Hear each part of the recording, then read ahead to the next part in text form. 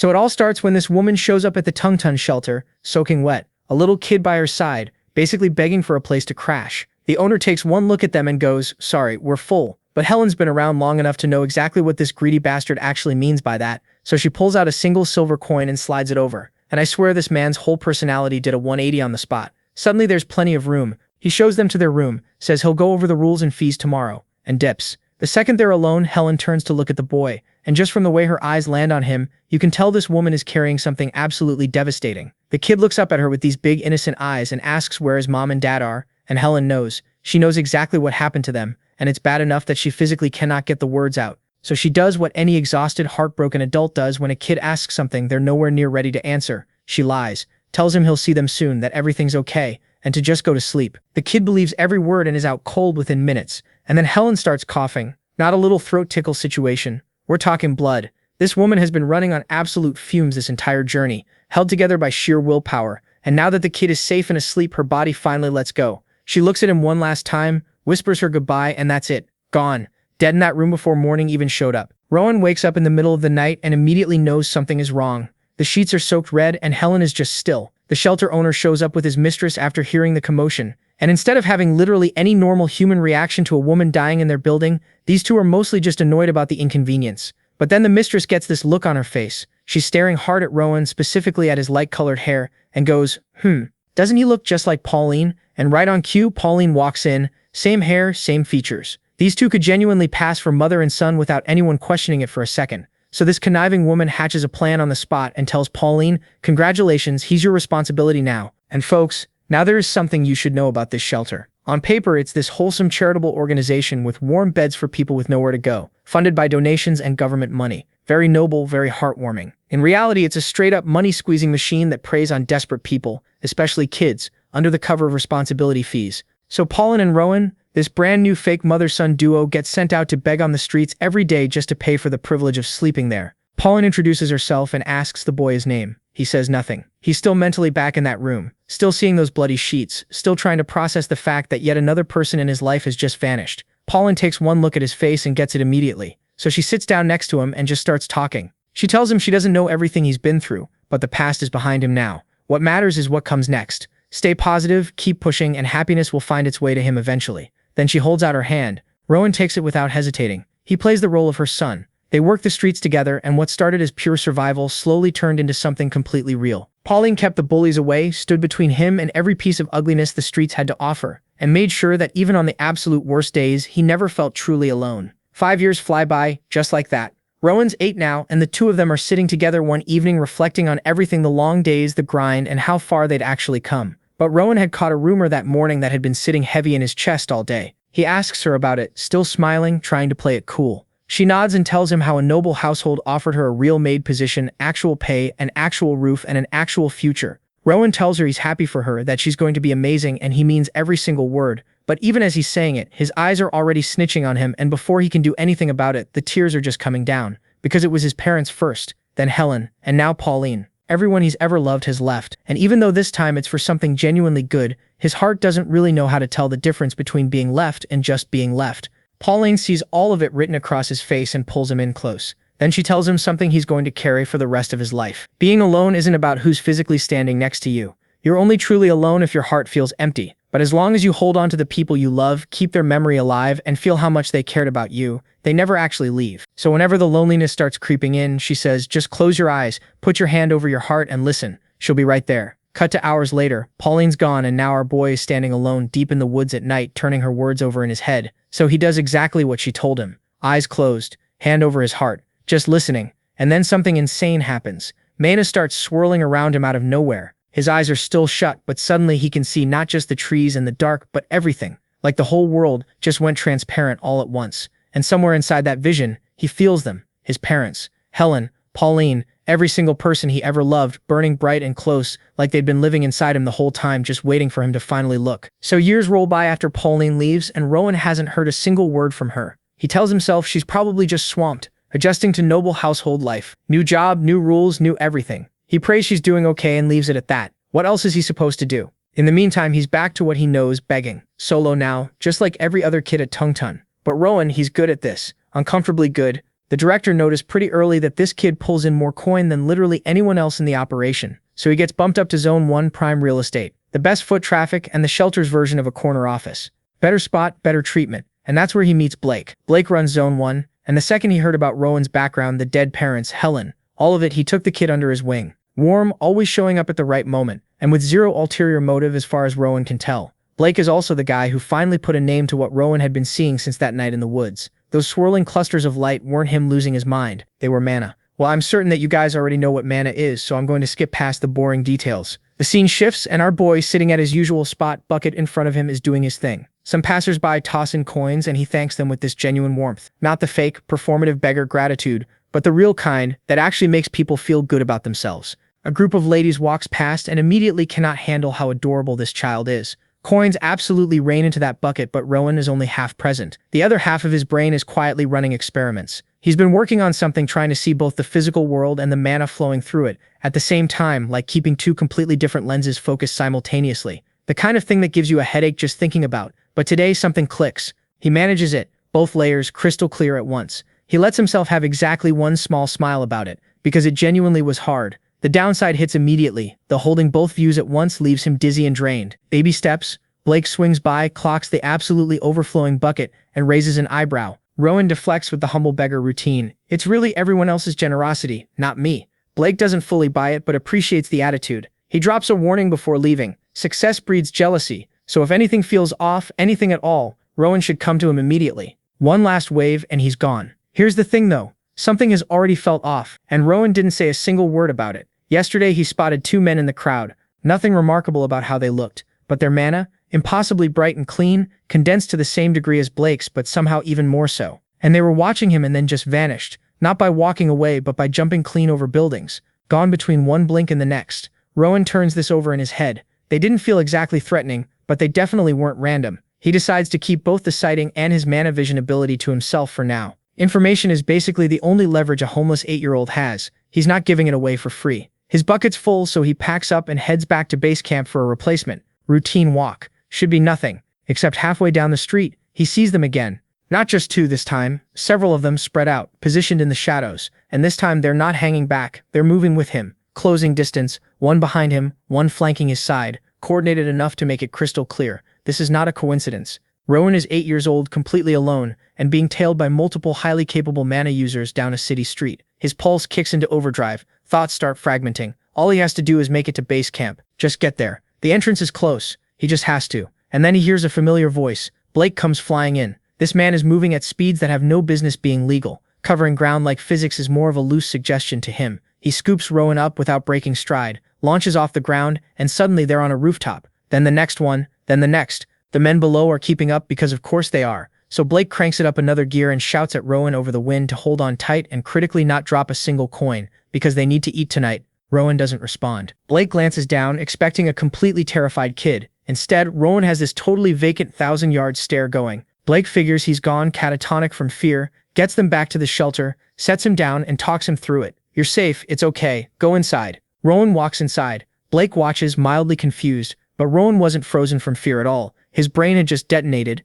The entire chase being thrown through the air, watching Blake move at full power had handed him something absolutely priceless. For the first time ever, he could see exactly how mana flows through a human body during movement. Not theoretically, visually. He watched it happen in real time, how condensed mana surges into the legs before a jump, how it floods the arms when strength is needed, and how many precise bursts it actually takes to clear a rooftop gap. He counted them, he cataloged every single one. So now, alone and safe inside, he decides to test whether he actually understood what he saw. He breathes in, draws the mana from the air, begins circulating it through his body, feeling where it flows naturally and where it pushes back. Then he starts to condense it, pulling it tight, getting it ready. And folks, this little boy wasn't supposed to try any of this yet, but this is how you know he's the real deal. So now that our boy got the basis down, it only makes sense that he's dying to try it out, but before he could do anything, all the other beggar kids started trickling back to the shelter, completely clueless about why they got called in. Then Rowan Sr. shows up and basically tells everyone to chill, nothing serious, just some zone leaders doing an inspection. Go wait in your rooms and stay quiet. But there's one exception, Rowan.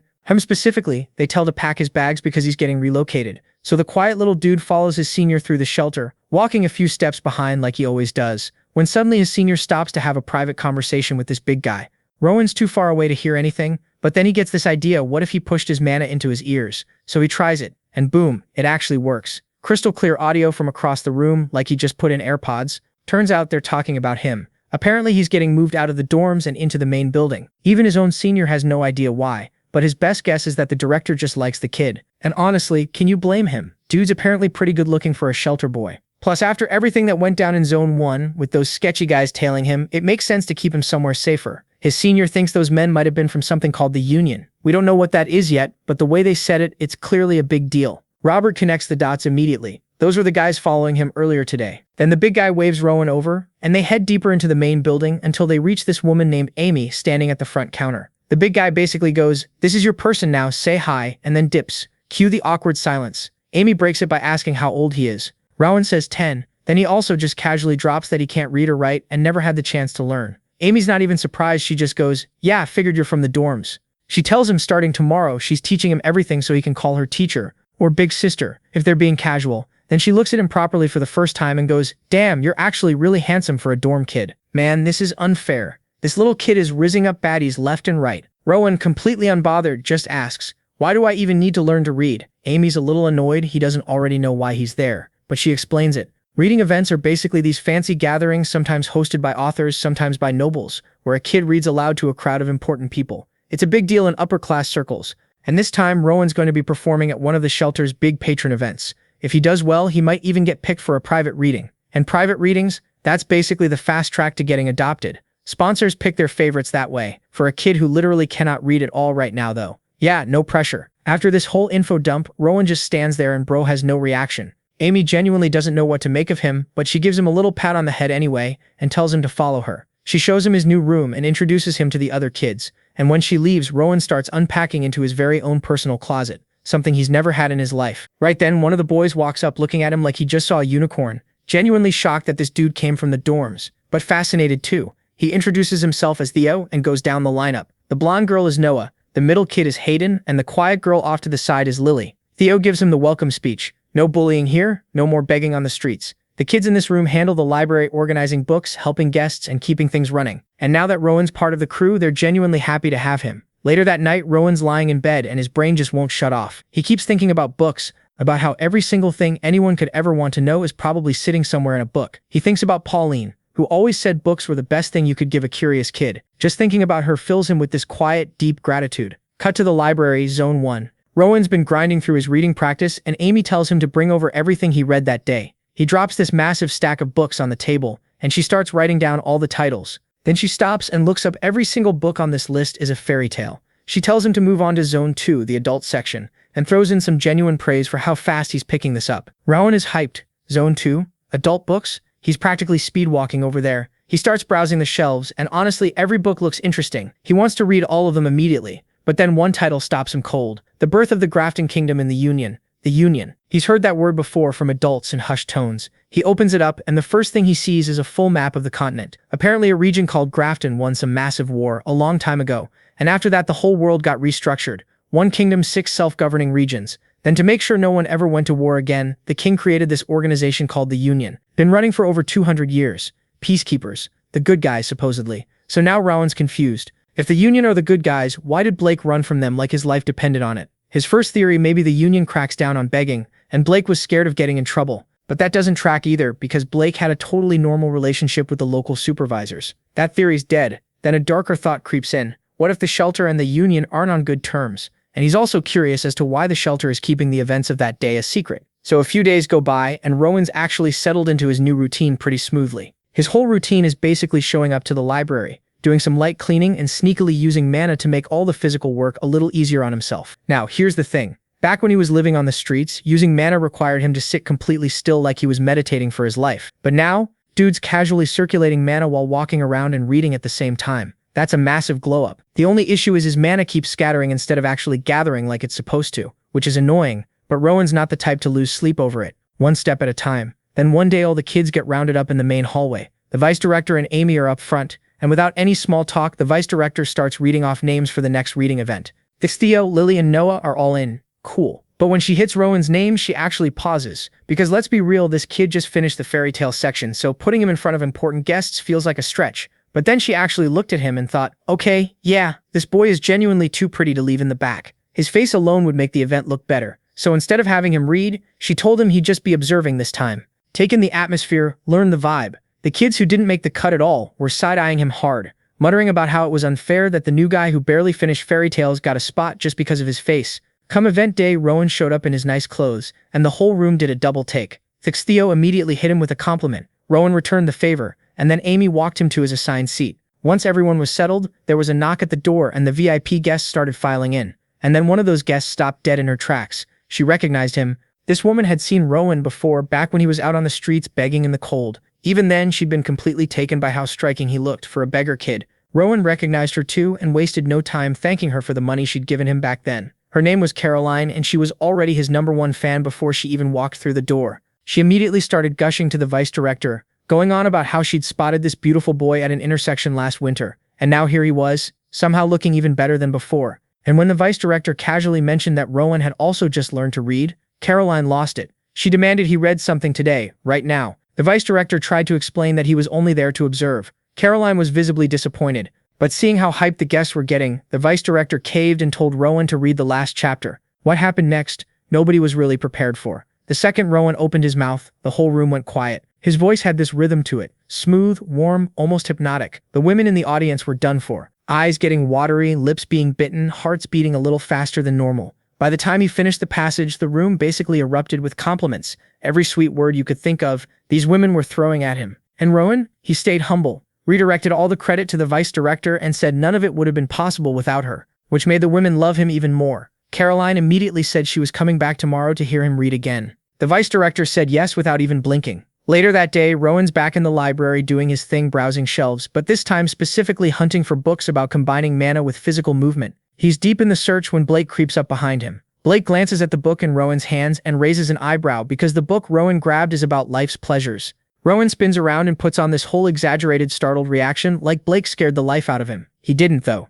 Rowan had sensed him coming from a mile away. Blake had stopped by to give him props for the reading event. Word had gotten around fast, and Blake was genuinely bummed he missed it. Rosen told him not to sweat it. He knows Blake's out here handling actual responsibilities. Then Rosen asks if there's any update on the union situation. Blake says, yeah, those guys are causing trouble again, but he's planning to deal with them alongside the administrators. Rosen immediately tells him he's got full confidence in him. Those union guys are going to get exactly what's coming to them. And honestly, that hit different coming from Rosen. The kid just had that effect on people. Blake felt it. Blake mentions he probably won't make it to tomorrow's reading either, which is a bummer. Rosen tells him not to stress. There'll be plenty more chances. Then Rosen says something that catches Blake a little off guard, that he's more worried about Blake's safety than anything else, and to be careful out there. Blake wishes him luck back. Then on his way out, points at the book still in Rosen's hands and tells him he should definitely read that one, after the reading sessions of course. Then he's gone. Rosen stands there alone in the quiet library just thinking. He's genuinely curious what a fight between two people who've actually mastered mana control would look like. But more than that, he wants to know where he stands right now. What's his actual level? Could he even begin to compare to someone like Blake? He starts running mana through his body, just to get a feel for it, and then accidentally rips the book clean in half. The mana surged straight into his grip and cranked his strength way up with zero warning. Rowan looks down at the two halves of the book in his hands and goes, well, that answers that question. So we cut to Rowan getting summoned to the vice director's office, and the guy walks in with zero clue what's about to happen. The vice director's sitting there, clearly struggling to figure out how to even start this conversation. And then it all comes out. Turns out, our boy has completely cooked every other reader into irrelevance. Every single noblewoman who's attended one of his sessions now refuses to listen to anyone else. Like, these women have been hounding the vice director so hard she's literally growing stressed gray hairs in real time. So now she's in the incredibly awkward position of having to sit across from a kid and basically beg him to carry her entire business on his back. Rowan doesn't even flinch, doesn't negotiate, doesn't ask for anything, just looks at her and goes, sure, I'll do it. But then comes the twist. The vice director walks out and makes the big special reader announcement, and everyone's already mentally filling in Rowan's name. She calls Theo instead. The whole room does a hard freeze. Theo himself starts stuttering because he genuinely cannot process that he got picked. The vice director congratulates him and sends him off. And even Theo, sweet, humble Theo, pulls Rowan aside before he leaves and goes, bro, your reading is on a completely different level. You're going somewhere incredible. Which is genuinely wholesome, but also kind of just confirms that everybody in the building knows exactly what's happening here. Rowan watches him walk off and feels this little pang in his chest. Not jealousy, more like he's going to miss the guy. But that feeling gets about 30 seconds of airtime before Rowan's right back in the reading room, absolutely demolishing these noble women with his voice again. And speaking of shifts, the vice director pulls him aside again to break the news that he's now on double duty. Morning and afternoon sessions. She clearly feels bad about it. You can see it on her face, but the demand has gotten completely out of hand. Now any other person would start negotiating or at least complaining a little. Robert, he sees it as an opportunity. Genuinely feels grateful that people want to hear him that badly. The only thing he asks for is short breaks between sessions because the emotional output drains him every single time. The vice director, who physically cannot say no to this kid, agrees immediately, just tells him not to wander past the backyard. Robert takes the win and heads outside. The second he gets some peace and quiet, he's straight back to mana experiments. He's running through everything he read in that book, starting with focusing mana on specific spots, muscles, joints, and bones, and then slowly letting it spread through his whole body like a current. And here's the key thing he's unlocked. Mana doesn't respond to passive thought. It needs a direct command behind it. Actual willpower, not just a polite suggestion. When he gets the execution right, his whole body lights up. When it fades, he still keeps hitting this wall with his concentration. And he's not sure yet whether the problem is his technique or something deeper with his body. But he's not rushing it. He'd rather build the foundation right than burn himself out the way he's watched everyone else do. That thought pulls him back to the memory of Blake literally having to carry him to the shelter because his legs gave out completely. He figures the Union guys probably got sick of chasing him at some point, which is at least one less problem on his plate. But something else has been quietly nagging at him. He's noticed that even people who are actually skilled with mana can drain themselves completely if they push too hard, which gets his brain going. What if there's a way to tap into stored mana, or better yet, pull from the ambient mana already floating around in the environment and use it like it's your own? And then it hits him. He's already kind of been doing this. When he channels mana into his voice and projects it outward, that's essentially the same mechanic. If he can figure out how to shape external mana the same way he shapes his own, the ceiling on what he can do is basically gone. He keeps poking at the theory out in the garden, and then lightbulb moment, a single leaf lifts off the ground and just hovers in the air, just floating there, suspended, doing absolutely nothing, and somehow being the most incredible thing Rowan's ever seen. Our boy just invented something. Cut to the next special reader announcement. This time, it's Lily. Everyone applauds. The vice director does her usual send-off, a standard routine. Except Lily isn't moving. She's standing there completely flustered, staring at Rowan, visibly trying to summon the courage to say literally anything. She starts stuttering, and it becomes very, very obvious this girl is about to confess. But before she can get a single coherent word out, the other kids in the room start talking over everything loudly about how baffled they are that Rowan got passed over again. Because at this point, they've all done the math. The man is a cash cow, the vice director knows it, and she's keeping him here on purpose. The whole room explodes in chatter, and Lily's entire moment just gets steamrolled into nothing. Rowan, noticing she said something, turns to her and asks her to repeat it. Lily, who has completely lost her window, just walks away crying. Meanwhile, Rowan has already mentally moved on, because his brain is doing what it always does and sprinting off somewhere else entirely. He's thinking about how every special reader ends up placed with a good family, which means leaving the shelter, new environments, new people, and new experiences. And more than anything, more exposure to the world, more chances to learn, more data on mana storage. The curiosity is genuinely eating at him now. The next day, at break time, he's back in the garden doing the leaf levitation again, and it's noticeably easier this time. Practice is working. Then completely out of nowhere, he picks up on a purple mana trail nearby and spots a man trying to slip onto the shelter grounds. Robert recognizes him. It's the big guy who first brought him to the main building way back when, and then the big guy just drops. His mana flickers out like a candle. Another man rushes over immediately, and the two of them start talking in urgent, hushed voices. Robert catches just enough to make out one word, Union. Before he can even begin to process what he just witnessed, someone quietly tells him to go back inside, act completely normal, and pretend he saw nothing. Robert walks back in, still half frozen, running through what just happened and coming up with absolutely no answers. Then things get stranger. The afternoon reading session gets canceled, and all the kids are told to go straight to their rooms. Everyone is confused, wondering what the hell is going on, before anyone could figure out anything. Amy came to find our boy and told him to pack his stuff because he's the special reader today. So we cut back to Rowan getting ready, and already something feels off. Amy's entire energy has done a complete 180. That warm, familiar vibe she usually has with him evaporated. She's cold, flat, and serious, and it's putting him on edge in a way he can't quite shake. He's also still turning over those two guys from earlier in his head, and the whole Union mention, and his gut is screaming that all of it is connected to why the afternoon session got canceled without so much as an explanation. He heads out and finds Amy already waiting, dressed up, ready to go, and with zero small talk. She glances at his outfit, and there's this tiny flicker across her face, like she almost said something, but then she just tells him to follow her and starts walking. Rowan asks if he's being taken to Caroline, which honestly would have been a best-case scenario. Amy doesn't answer, she just walks. Somehow that's worse than a no. They don't go anywhere, he recognizes. Instead, they head towards something called the Annex, a completely separate relief shelter, and the moment Rowan lays eyes on it, his whole body goes stiff.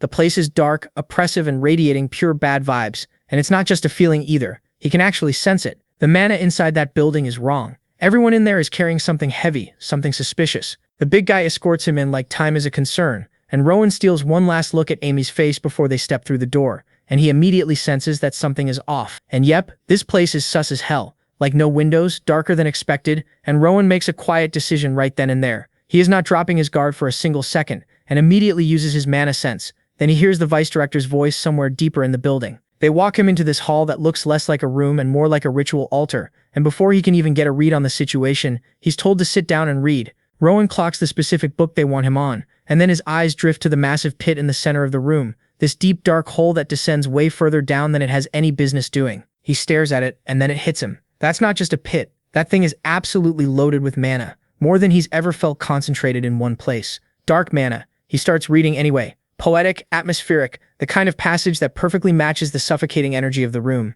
And as the words leave his mouth, he can feel it. The dark mana in the pit is responding, gathering, and pulling toward him. The emotion slams into him like a wave, uncontrollable, and his whole reading style shifts darker, without him even trying. But then the second thing hits him, and this one is a problem. The pit isn't feeding him. He's feeding the pit. His mana is getting drained with every single word, his body getting weaker sentence by sentence. He can't stop though, and he knows it. If he stops now, the shelter gets exposed and the Union moves in. So he endures it and immediately starts building a plan. Absorb the external mana around him and redirect the flow to protect himself. And it actually works. So now our boy's in full control. He even feels a little relief wash over him. Now he can keep reading without getting drained, and use his mana detection the second any Union members show up. So he buys time on purpose, dragging the reading out. The people who set this whole thing up are getting antsy though. The ritual should have wrapped by now. They decide someone needs to go check on what's taking so long. Rowan already knows they're coming, but then something completely unexpected happens. Instead of coming toward him, the shelter people burst into the room and go underground, straight into the pit. Rowan watches them disappear below and thinks, what the hell is actually being fed down there? The scene cuts to the housemaster getting slapped clean across the face. The vice director grabs him. The guy running the ritual is furious, convinced they tried to bail on the whole operation. Meanwhile, our boy drops down the pit, and his entire world cracks open right there. Real people were sacrificed for this ritual. He's still trying to process that horror, when he spots a familiar face among them, Pauline, and then the angry guy from before clocks Rowan standing there. At the same time, Blake comes storming in demanding answers. Why are the director and vice director dead? This bastard replies that he killed them because they tried to run. That's when they found a strange fruit on the tree. Rama was brought here to create one more fruit, but the process failed and nobody knows why. Blake looks frustrated, processing all of it, and then pulls his sword out of Pauline's body. Meanwhile, our boy was standing there completely still, like a statue, because now he remembers. He'd asked Blake once why he never carried a sword. Blake told him his weapon was being used somewhere else, and it is now that this bastard realized what went down and bro lost it, like he went full-on mob psycho, 100% absolute rage.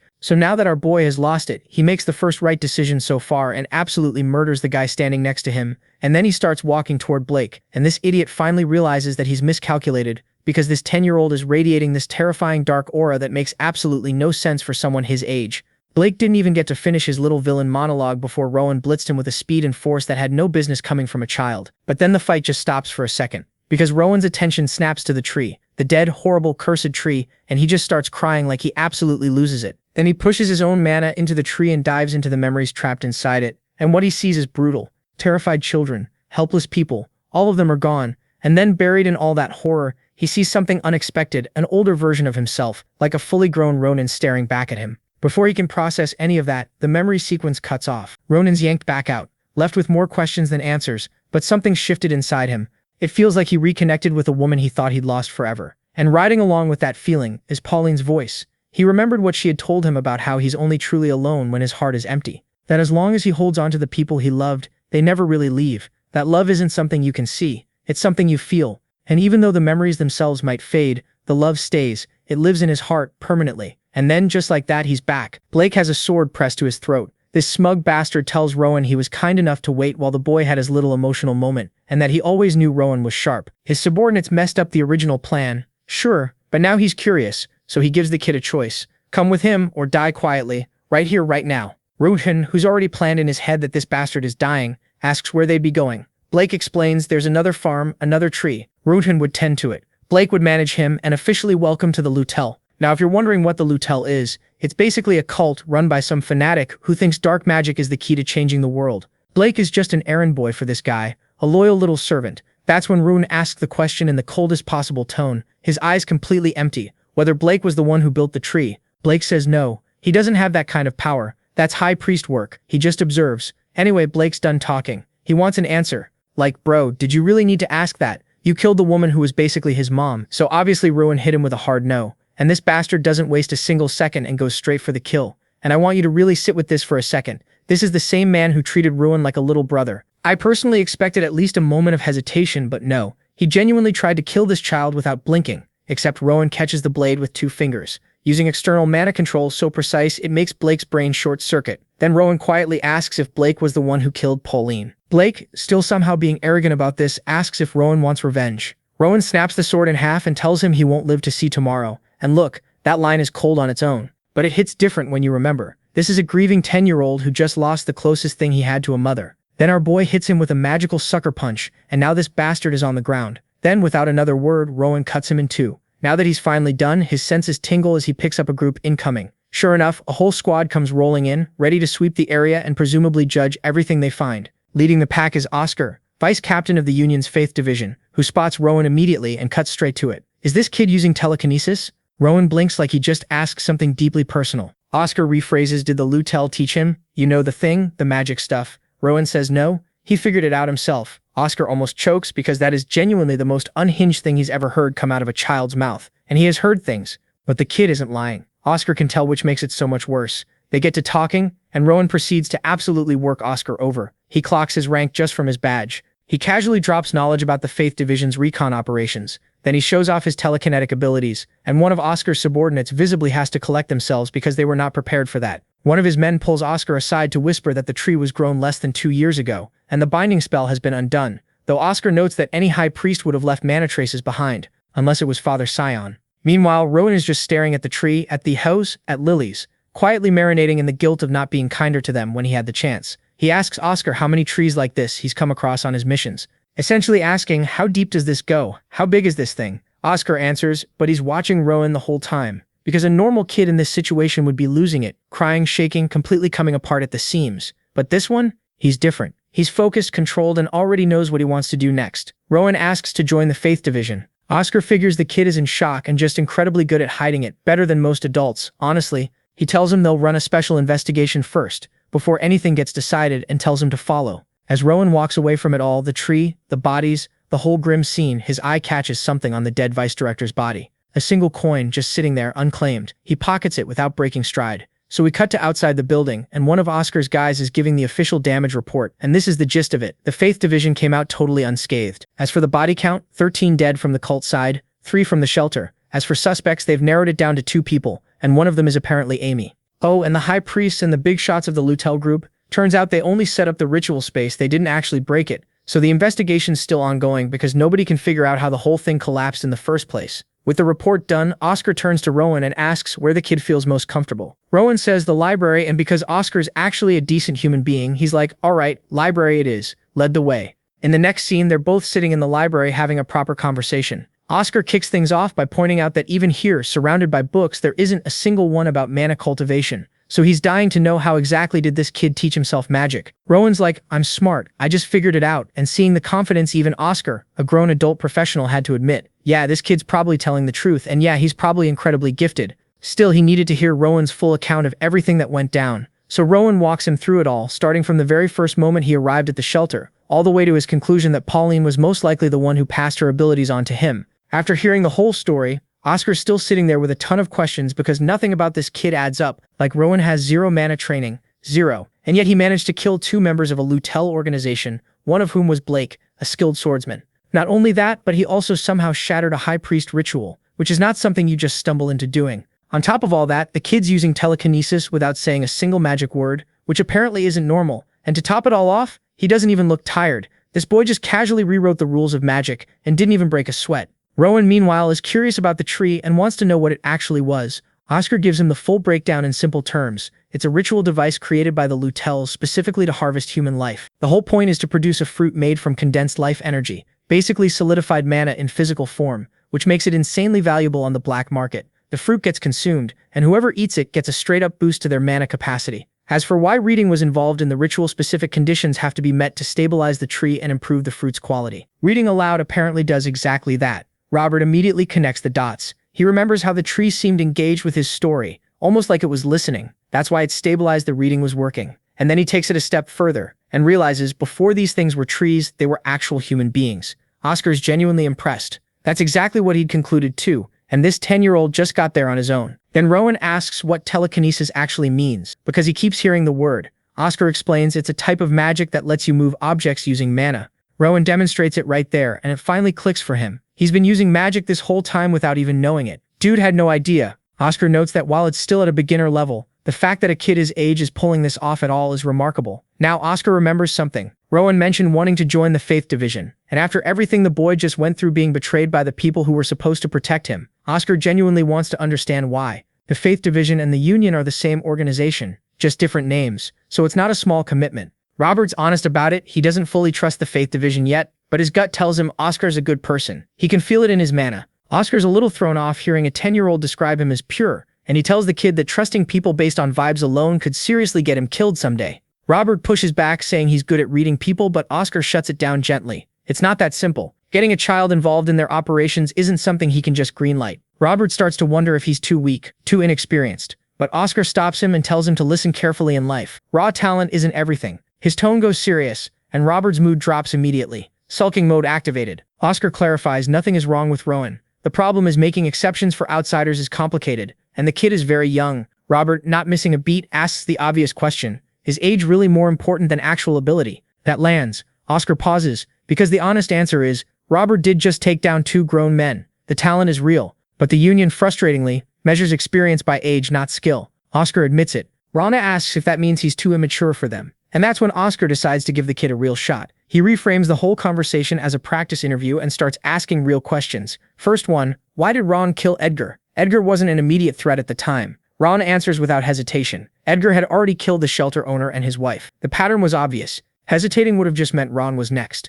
Oscar acknowledges that point but pushes further. The boy still killed 2 people. Emotions could have clouded his judgment. Ron agrees that yeah, his emotions were part of it, and he's not ashamed of that. But he also argues that emotions don't always screw with your thinking. Sometimes they make things clearer. In his judgment, the men in front of him had taken multiple innocent lives. There was nothing to redeem, no reason to spare them. And if he had the power to deliver justice in that moment, that's exactly what he did. Oscar asks the big one, did Ron have the right to kill them? Ron says it was the fairest outcome given everything. He had the power and he used it, but he's not hiding from it either. He knows he killed someone. He's not making excuses, just owning it. Oscar pushes one more time. Was it really necessary? And Rowan, without thinking for a second, said, yep, it was absolutely necessary. There are people whose entire job is carrying out executions. Then he looks Oscar dead in the eyes and says, that's what the Union does too. And for a second, Oscar just stares at him, because the kid's right. He takes a moment to explain what the Union truly stands for. Yes, they carry out justice, but at their core, their goal is a world full of happiness and laughter,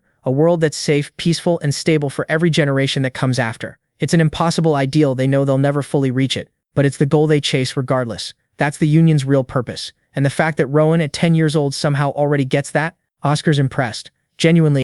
He tells Rowan about an organization called the Grave, a powerful, shadowy group threatening the entire kingdom. The cult they just dealt with is just one branch of it. The Union's first division has been working to dismantle the Grave, piece by piece, and Oscar believes that with Rowan's help, they might actually be able to finish the job. Rowan's confused about where he fits in. So Oscar lays it out plainly. Rowan comes to the Union, proves himself, and earns his spot. Simple as that. Until then, Oscar just wants the kid to live up to his own potential. Meeting over at outside, Oscar addresses his team. He announces that the Tungtun Shelter's involvement in aiding the Grave has been confirmed and dealt with. The Union succeeded. The darkness in this area has been eliminated. The shelter will return to normal operations. Then he gives the signal, and the division starts to move out. Before he goes, Oscar calls over this 10-on-10 elf baddie Sienna. She walks in, and our boy is immediately surprised because she's radiating waves of blue mana like she's practically glowing. Oscar fills her in and tells her to get Rowan to the Union safely. Man, what mad luck this guy has makes grown men want to sell their soul, their grandmother, and their neighbor's cat just to swap places with a 10-year-old. Sienna introduces herself.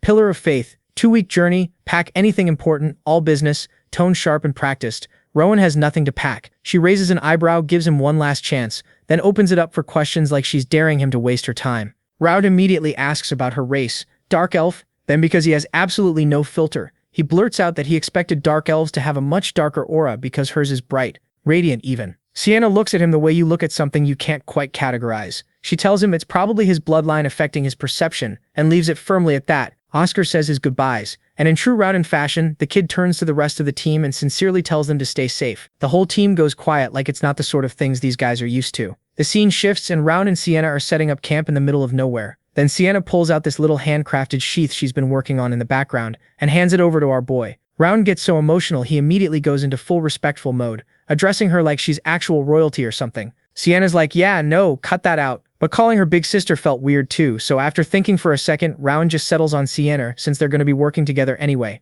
It's such an awkward, wholesome solution that Sienna has to literally turn around to hide how much it got to her. A dark elf assassin getting flustered by a kid? Then Rowan starts messing around with his telekinesis, making his broken blade spin in the air, and Sienna's just watching like, what the hell even is this power? Rowan mentions the vice captain called it telekinetic magic, and Sienna's like, yeah, sure, the closest thing we've got, but honestly that word doesn't really do it justice. Rowan's confused, so she breaks it down. His magic is legitimately one of a kind. Most mages need to chant spells, draw magic circles, and do the whole song and dance just to touch mana. This kid, he just does it. No instructions, no training wheels, nothing. She tells him that kind of raw mana control is something only the ancient elves had, the OG elves from before the race split into dark elves, high elves, and all that. Then she looks him dead in the eyes and tells him just from his eye color alone she knows his parents were absolutely not normal people. That one hits different. Rowan goes quiet, thinking about them. The next day they show up to the Union, and bro, this place is not what Rowan expected. It's basically an entire city. Sienna's giving him the grand tour, explaining there's a residential district and a commercial district, but the real flex isn't the buildings, it's the people.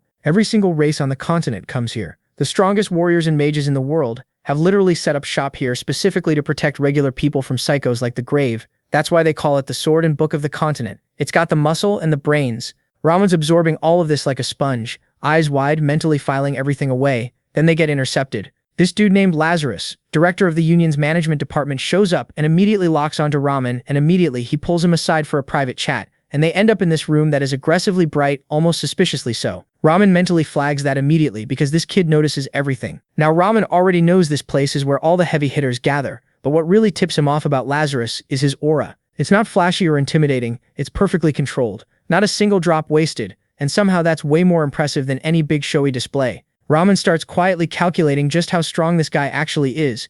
Then Lazarus does something unexpected. He politely asks for Rowan's hand and holds it with both of his, and the second he does, Rowan feels it. This man is doing the exact same mana control thing Rowan does, except on a completely different level. Like if Rowan's been drawing stick figures, this guy's out here painting the damn Sistine Chapel. Instead of being scared, Rowan's hyped. He didn't know other people could do this. He didn't know it could even go this far. Man's practically vibrating with excitement. Then Lazarus's eyes slide over to the coin hanging off Rowan, the one he took from the deputy director. Before the man can even ask, Rowan sets the record straight. He didn't steal it. It was his grandma's. He just took back what was already his. Lazarus asks to see the emblem on it, and here's where shit gets interesting. He asks nicely, but Rowan's body just straight up doesn't move. He tries to pull his hand back, Catan. Tries to shift his weight, Catan. Lazarus has basically stitched their mana together, locking him in place without making a single aggressive move. It's the most polite prison cell Rowan's ever been in. So Rowan thinks it through in real time. If he can handle the gravity pressure and the mana pressure at the same time, maybe he can slip out. He tries it, and he actually pulls it off. Lazarus looks genuinely impressed, but Rowan's already annoyed with himself because all he really did was copy the director's own technique back at him. Nothing original, except Lazarus noticed that too, and he's even more impressed because of it. Lazarus examines the emblem, and for the first time, his perfect mana control flickers. Just for a split second, Rowan catches it instantly. The director thanks him genuinely, not just out of politeness for showing him something he'd been wondering about for a long time. Rowan, still curious, just straight up asks, "Are you the strongest person in the Union?" Lazarus laughs and waves it off, calling himself just an old raccoon helping the next generation. Rowan takes that completely literally and misses the joke entirely, which is very on brand for him. But Lazarus answers honestly, the 17 captains are terrifying. The commander above them is on another level entirely. And then there's the governor and top brass above even that. Compared to those people, yeah, the raccoon checks out. Ronan asks if he can come back with more questions sometime. Lazarus tells him, sure, just book an appointment. As they wrap up, Ronan mentally files Lazarus under two categories, good and strong. High praise coming from this kid. He walks out feeling solid, like coming to the Union was the right move, and then he sees his new home, the Union Academy. Sienna explains it's where Union members send their kids when they're away on long missions, which basically makes it a school full of kids who grew up in this life.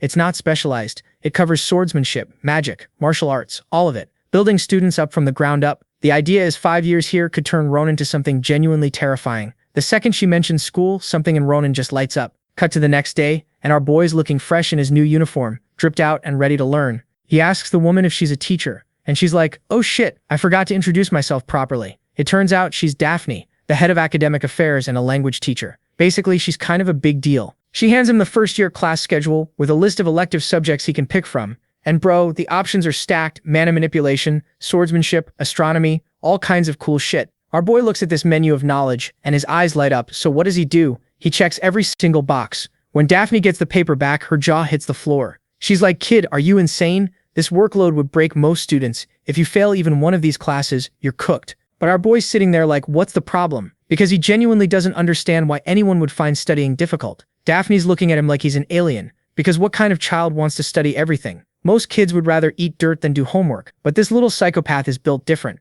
She's trying to warn him about the insane amount of homework he'll have, but he's not budging. Finally, she just gives up and accepts his list, probably thinking, you know what? Let him learn the hard way. She tells him to follow her to his first class. In the next scene, our boy walks into the classroom behind Daphne, and his eyes are darting everywhere, taking it all in. He immediately notices something important. Every kid in this room has way denser mana than he does. This confirms what he already suspected. His body is the problem, not his ability. Anyway, Daphne introduces him as the late transfer student and gives him the floor. Rowan steps up to introduce himself, and he's getting flashbacks to those reading sessions at the shelter, so this feels familiar. He gives this polite, wholesome introduction about hoping to get along with everyone. And bro, his voice, this kid's voice is so smooth and sincere that it literally touches the teacher's heart. Look at this little bastard already rizzing up the teacher. Once our boy takes his seat, the class begins. Daphne tells everyone to turn to page 24 and asks Rowan to read, since she knows he learned how back at the shelter. He opens the book and immediately recognizes it. It's the same damn book Amy used to test him with. His mind flashes back to the shelter where he was reading beautifully with this elegant-ass tone that had everyone mesmerized, but now he's feeling some type of way because Amy, the girl who taught him, turned out to be part of the Lutel group that betrayed him. Still, our boy's mature for his age. He's thinking maybe he should give her a chance to explain herself because he doesn't actually know her side of the story yet. In his head, he's like, people are way more complicated than textbooks, which is some deep shit for a kid to be thinking. By the time he finishes reading the passage, the entire class erupts in applause. Even the teacher is gushing about how talented he is, praising the school for snagging such a gifted student. After class, some kids come up to him like, yo, you're insane. Daphne never gets impressed by students, but you had her shook. Our boy's collecting fans left and right, but then this short-haired girl with green eyes approaches him. The moment he sees her, something clicks. He recognizes her from that vision he had earlier. She introduces herself as Sophie Pulbel, the class president and student representative. They shake hands and she asks what elective he picked. He mentions swordsmanship, and she notices he only has a tiny dagger on him. So she's like, oh, are you trying to join the union? Rowan's confused because he literally just wanted to study everything. He wasn't thinking about the union at all. But now he's curious, so he asks if you need swordsmanship to join. Sophie gives him this weird look like, bro, are you serious right now? Which makes him wonder if he just said something dumb. In the next scene, all the students show up at the training grounds where the instructor is waiting. Suddenly, everyone just bolts toward the instructor, and our boy's standing there like, what the hell? They yell back at him. We're going ahead. But that's not even the wild part. The wild part is that they're all using mana to boost their speed. Rowan's eyes light up because now he gets it. Oh, we're doing this? But he activates his own mana and zooms past every single student despite starting way behind them. Even Sophie is watching this shit unfold like, this kid is not normal. She can tell his speed is unnatural because he's making it look too easy. Meanwhile, our boy doesn't care about the race or winning it. He's having the time of his life, laughing and challenging everyone to catch him. All this commotion caught the instructor's eyes. He turns around and sees this tiny kid is flying across the training ground, and he's thinking, I need to keep an eye on this one. A few moments later, the race ends. Everyone's gasping for air, cursing whoever thought this was a good idea. Meanwhile, our boy's chilling. They all gather for assembly, and Rowan's just happy he found people who can use mana like him. Meanwhile, Sophie's having an existential crisis, thinking, is this kid even human? The way he accelerated, the way he lapped everyone, and the fact that he's not even tired? She's convinced he might be a demon. Rowan notices her staring and cheerfully asks, did you enjoy the race? Sophie's internally screaming, like, this little demon just dunked on all of us and has the audacity to ask if we had fun. After everyone catches their breath, the instructor finally introduces himself as Diego Sanchez, a swordsmanship master and their teacher for this class. Our boy's hyped as hell to learn from this guy. Diego tells everyone to grab a wooden sword, and you can see the pain on these kids' faces because they're still exhausted from that death race earlier. But here's the thing, Rowan's just standing there frozen. Diego's like, kid, move your ass. But our boy's hesitating, looking at that wooden sword like it's about to bite him. He's having PTSD flashbacks of Blake, and Diego immediately picks up on it. The instructor can see the fear in his eyes, so he drops some wisdom on him. Look, a sword can be dangerous, sure, but at the end of the day, it's just a tool. The sword doesn't have intentions. It reveals the character of the person holding it. That's why you need to face this fear, and damn, that actually hit different for our boy. He has this realization moment, like, wait, if Blake had beaten my ass with a staff instead, would I be scared of staffs right now? He figures out that swords aren't the problem, the person wielding them is, so he walks up and grabs the blade, thinking to himself that he doesn't need to become some legendary swordmaster, but he also shouldn't be running away from this shit. Diego watches him pick up the sword and immediately notices two things. The kid has natural talent in how he holds it, but he's lacking in willpower. The instructor announces they're doing sparring matches in pairs, and any fighting method is cool as long as you beat your opponent. Then Diego drops the bomb, Rowan's paired up with Sophie. Both of them are like, wait, what? And the other kids are already placing bets, saying Sophie's going to destroy him because she comes from a prestigious sword family and has actual training. The teacher gives them the signal to get ready, and the match begins. Sophie takes this wide stance with her sword, looking all professional and shit, eyeing our boy down like a hawk. Rowan's standing there thinking, huh, so this is what real swordsmanship looks like. He's actually impressed by how she controls her weapon. It feels completely different from the terrifying experience he had with Blake. He's adjusting his own blade, wondering what good swordsmanship even means, when he naturally falls into his own stance. The second he does this, both Diego's and Sophie's eyes go wide. This kid just pulled off a perfect neutral stance on his first try. Like it's nothing. It's the kind of thing that should be impossible for a beginner. But here we are. Sophie's shook, but she's not about to lose, because her family's pride is on the line.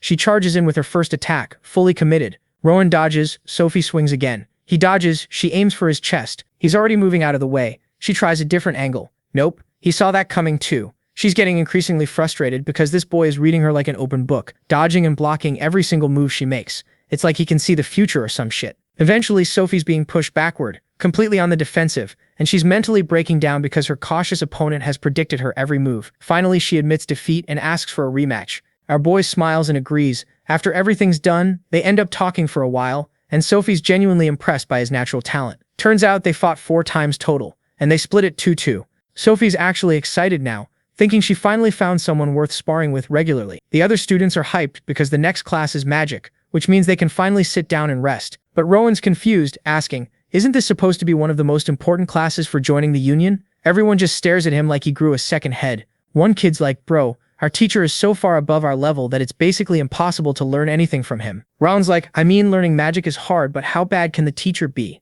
At this point, the other students are realizing this kid knows nothing about common knowledge. They explain that the guy teaching them basic magic is a former commander and the magic dean of the academy, the legendary Professor Arthur himself. Cut to a few moments later, and magic class is now in session. Professor Arthur walks in, and Sophie starts whispering to Rowan about how this guy used to be a legendary commander back in the day. Basically the Chuck Norris of magic. Our boy's analyzing the professor's mana and realizes it's even denser than the director's. At this point, Rowan's wondering, who the hell is the strongest person in the union? And more importantly, can I challenge them to an arm wrestling match? Arthur notices the new kid and introduces himself as the basic magic teacher, but he's also quick to add that most students find his class annoying as hell. But Rowan's sitting there with stars in his eyes because he genuinely wants to become a mage and join the union. This makes the old professor's day. He's praising our boy's spirit, but also told him, you know, pursuing magic means you're basically abandoning the path of swordsmanship, right? And that's when it clicks for Rowan. That's why his classmates gave him weird looks earlier. So he asks why that's the case, and Arthur tells Sophie to explain. She breaks it down. To master magic, you need to learn an insane amount of knowledge,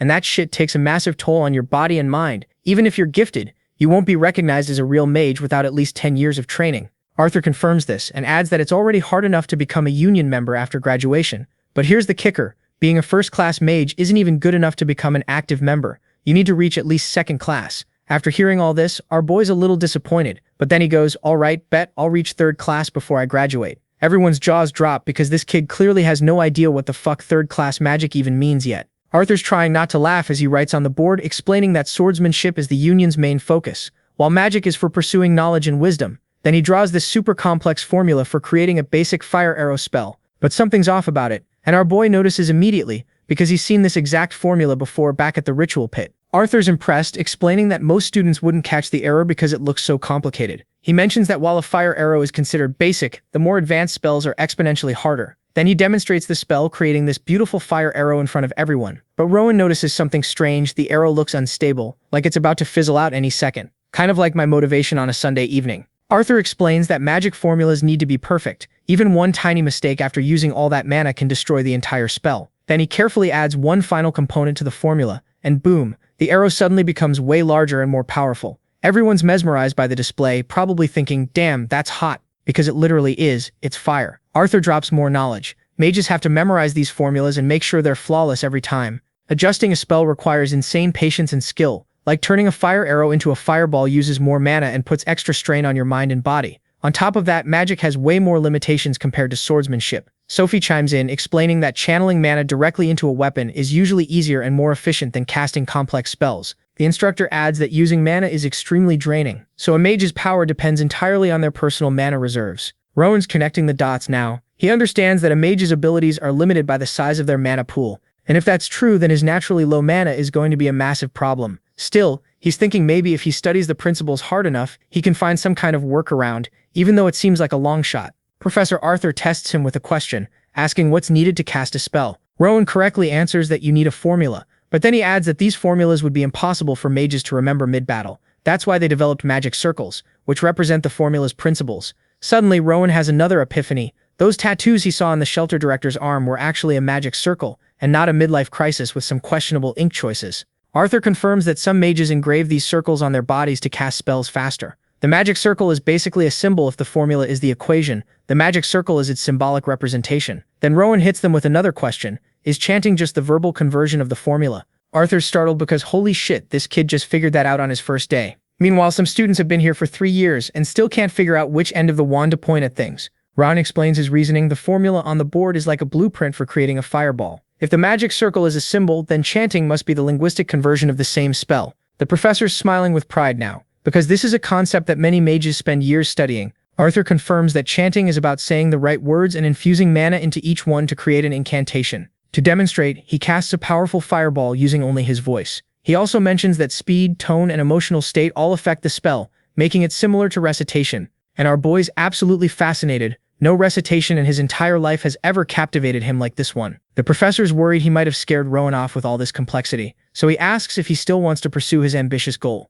Our boy's response? Hell yeah, I'm even more interested now. Arthur's pleased and decides to start the class by teaching ancient languages. He hands out books for everyone to decode, and you can see the despair on these kids' faces. By the end of class, Sophie's completely drained from all the homework. She's regretting enrolling in so many classes this semester. Meanwhile, Rowan's sitting there completely fine, unfazed because this absolute madman filled his entire schedule with classes. No breaks, nothing. His curiosity is so intense it's actually annoying. Sophie at this point. She mentions that his roommate is someone named Lucas, which doesn't ring any bells for Rowan. She says goodbye and heads out. Back in his dorm room, our boy's already grinding. He's trying to understand the spell based on the formula, thinking that since he doesn't have the mana reserves to use powerful magic the normal way, maybe he can create a new kind of magic better suited to his abilities. And somehow, to his complete shock, he actually succeeds in creating a functional spell. This is insane. It's an incredible accomplishment, but there's a catch. The physical toll it took on his body was brutal. The spell worked, but it knocked him out cold. When Lucas returns to their room, he finds Rowan passed out on the floor, and he's just standing there like, what the hell happened here? The scene shifts, and while our boy's knocked out cold, he starts hearing a familiar voice calling to him. It's Sienna, and she's over here having a guilt trip, blaming herself and the other teachers for pushing him too hard. They all thought he was some genius prodigy who could handle anything they threw at him, but clearly they fucked up. Finally, our boy's eyes open, and the first thing he sees is Lucas hovering over him like a concerned mother hen. This dude is relieved, like genuinely happy Rowan didn't die or something. He introduces himself properly as Lucas von Parcel and confirms he's Rowan's new roommate, and he's just thankful he didn't walk in on a corpse, because finding your roommate passed out on the floor is not how you want to start the semester. Rowan's sitting there confused as hell, like, wait, I passed out? Apparently yeah, but it's not life-threatening or anything. What he can't wrap his head around is why Lucas is acting like he's his helicopter mom right now. Turns out, Lucas's dad, who just happens to be Oscar, the vice captain, specifically ordered his son to babysit Rowan's ass. And this man is really out here hoping Rowan will drop a good word about him to Daddy Dearest. Based on how chill Lucas seems, Rowan figures he's trustworthy enough. Also, can we talk about how Lucas is massive? Like, you'd swear this guy's a senior, but nope, same year as Rowan. He is 2 years older though, and before you think he's some late bloomer who started school late, let me stop you right there.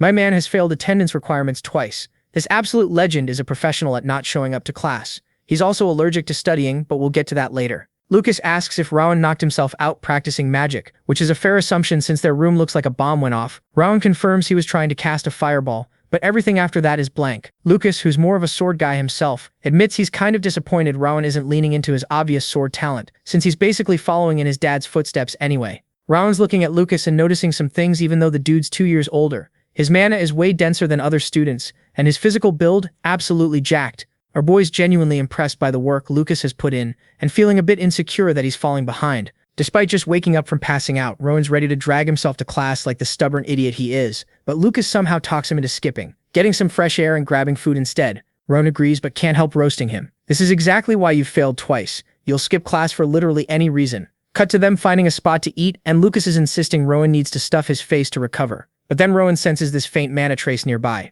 He's like, we have to check that out, and Lucas is down, so they head to a magic shop. Inside, Rowan notices most items are infused with mana, while Lucas is over in the corner sneezing his lungs out from all the dust like he's allergic to the entire store. Then the horrible realization hits Rowan. He's broke, like completely, utterly, devastatingly broke. He's out here regretting not keeping some cash from the shelter. But Lucas, proving he's a real one, offers to cover him since it's technically part of his dad's assignment anyway. This man's really earning his homie card. Our boy decides to test the waters and jokingly asks Lucas to buy everything in the shop. Lucas pulls out this sad little handful of coins that couldn't buy jack shit, but it should at least cover one item. So Rowan starts browsing for something within his roommate's peasant budget. Then something catches his eye, an egg with this weird magic circle carved into it. It's giving off this sharp, murky mana signature that's honestly fascinating, and the best part, the price tag is dirt cheap. The shop owner walks over and explains he's looking at the Stone of Galatia, which most people just use as fancy home decor. Everyone assumes the egg will never hatch, so it's basically a useless paperweight that looks cool on a shelf. Rowan asks what's inside,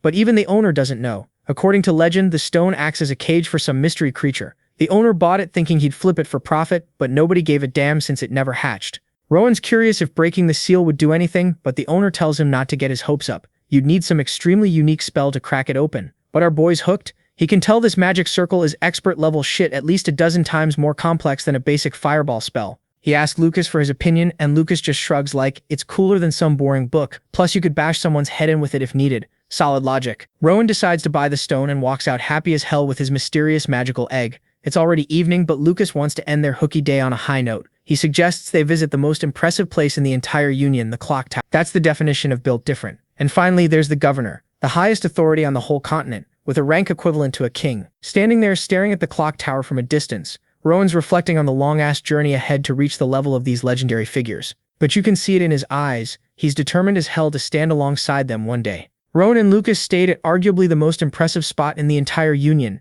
until the sun dipped and night took over. Our boy's absolutely mesmerized by this watchtower and its insane height. You can literally see this thing from almost anywhere in the Union, even from the academy. Curiosity gets the better of him, so he asks Lucas what the red hands on the clock mean and how to read them. Lucas scratches his head and squints like he's trying real hard to remember. After forcing his two brain cells to work together, he finally recalls that the characters on the outer red band show the current year. Ronan takes a closer look and realizes the symbols are in ancient languages. Then Lucas just throws in the towel and admits he never learned how to read these clocks. My man's been living here his entire life and never bothered figuring it out. Ron uses his big brain energy and works it out. It says year 262, which tracks since they're currently in Kingdom year 262. From there, he decodes the other dials for month and day. It's 7:20 p.m. on June 14th, 262. Our boy needed maybe a minute to crack this, while Lucas, who literally grew up staring at this tower, never gave enough shits to learn. But here's where things get heavy. The reason Ron's so obsessed with this tower is because he's seen it before in that grim-ass vision from the tree. That illusion showed the clock tower as ground zero for total apocalyptic destruction. And if he's remembering correctly, the clock in his vision was pointing to June 14th, exactly 10 years from today. After chilling a bit longer, the roommates finally head back to their dorm. Once Lucas confirms Ron's not gonna pass out again, he grabs his wooden sword and dips.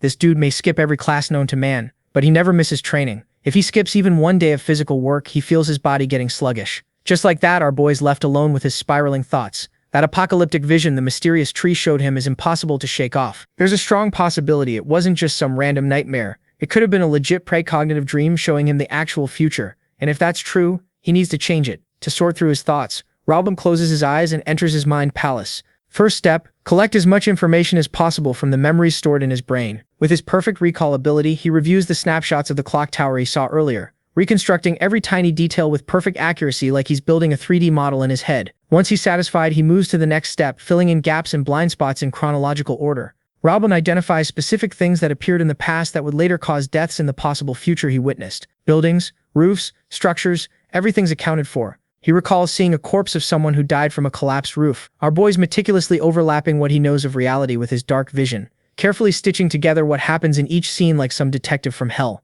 After filtering everything down to the most critical details, he pulls up the memory of that truly dreadful illusion. He recreates the scene the tree shared with him and enhances areas where he can add more detail. For a moment, he hesitates. He doesn't want to replay that sorrowful nightmare again, but then he remembers more. The bodies on the ground, they looked like his friends.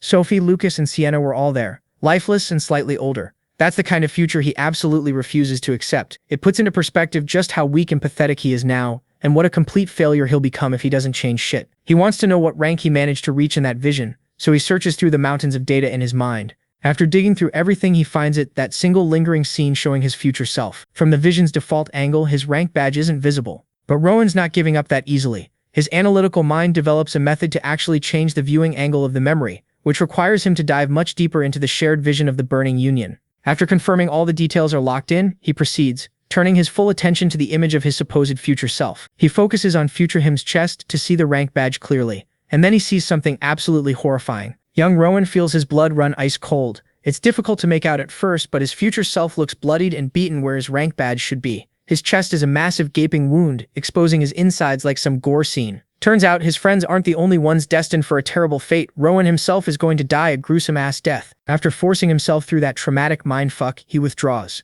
He pulls his consciousness back out of the nightmarish vision and slowly opens his eyes, sitting there alone with his soul crushed and thoughts racing. He wonders if the vision was meant to be some kind of warning from the tree. The fall of the Union means the death of the kingdom and the continent. It would be the literal end of the world and complete extinction of humanity. As far as he understands, the tree is a creation of black magic made from human mana, molded by sacrificial victims caught between life and death. Besides all the horrible scenes, there was also this mysterious hooded figure present in the vision. Maybe that person holds the key to understanding everything. Round maintains a healthy dose of skepticism about whether what he witnessed is legit, but to make sure that nightmare scene doesn't happen, he needs to create a different future using the scraps of information he has. The most effective method? Start by changing himself. Since his future looked absolutely bleak, his rank was a lost cause, and he was wearing the Union's black suit. So maybe not becoming a Union member could butterfly affect the timeline enough. Perhaps he could take an official role in the management bureau instead, since they wear red suits. Or, and here's the crazy option, he could do the unprecedented and aim for the white suit that only the commander wears,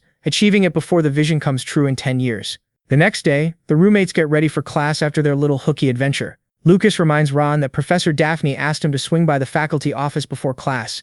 After delivering the message, Lucas cheerfully heads toward campus by himself, probably ready to skip again later. Ron's left standing there wondering why the hell Professor Daphne would want to meet with him privately. Can't be good news, right? So our boy throws on his uniform and marches straight to the faculty office, where Professor Daphne hits him with that concerned mom energy, asking how he's doing after yesterday's little health incident. Turns out Lucas informed her, and she was cool enough to mark it down as medical leave, so Ron wouldn't get screwed over academically. She's looking at his schedule like he's insane, telling him he's taken way too many elective classes and basically begging him to drop some before he burns out again. But Rowan, nah, he's not budging. Man's keeping every single class. In fact, he's hyped as hell for the ones he hasn't even attended yet. Professor Daphne's over here feeling guilty, thinking she caused his collapse, but our boy just smiles and reassures her it'll never happen again. She gives him one last please, reach out if you need help speech, and he thanks her with maximum sincerity, before heading to his first class. Here's the thing these days, Rowan's mana cultivation is so natural, he does it like breathing. Training doesn't even take that much time anymore. But what really matters, our boy has found a new mission. He wants to turn all his homies into absolute powerhouses.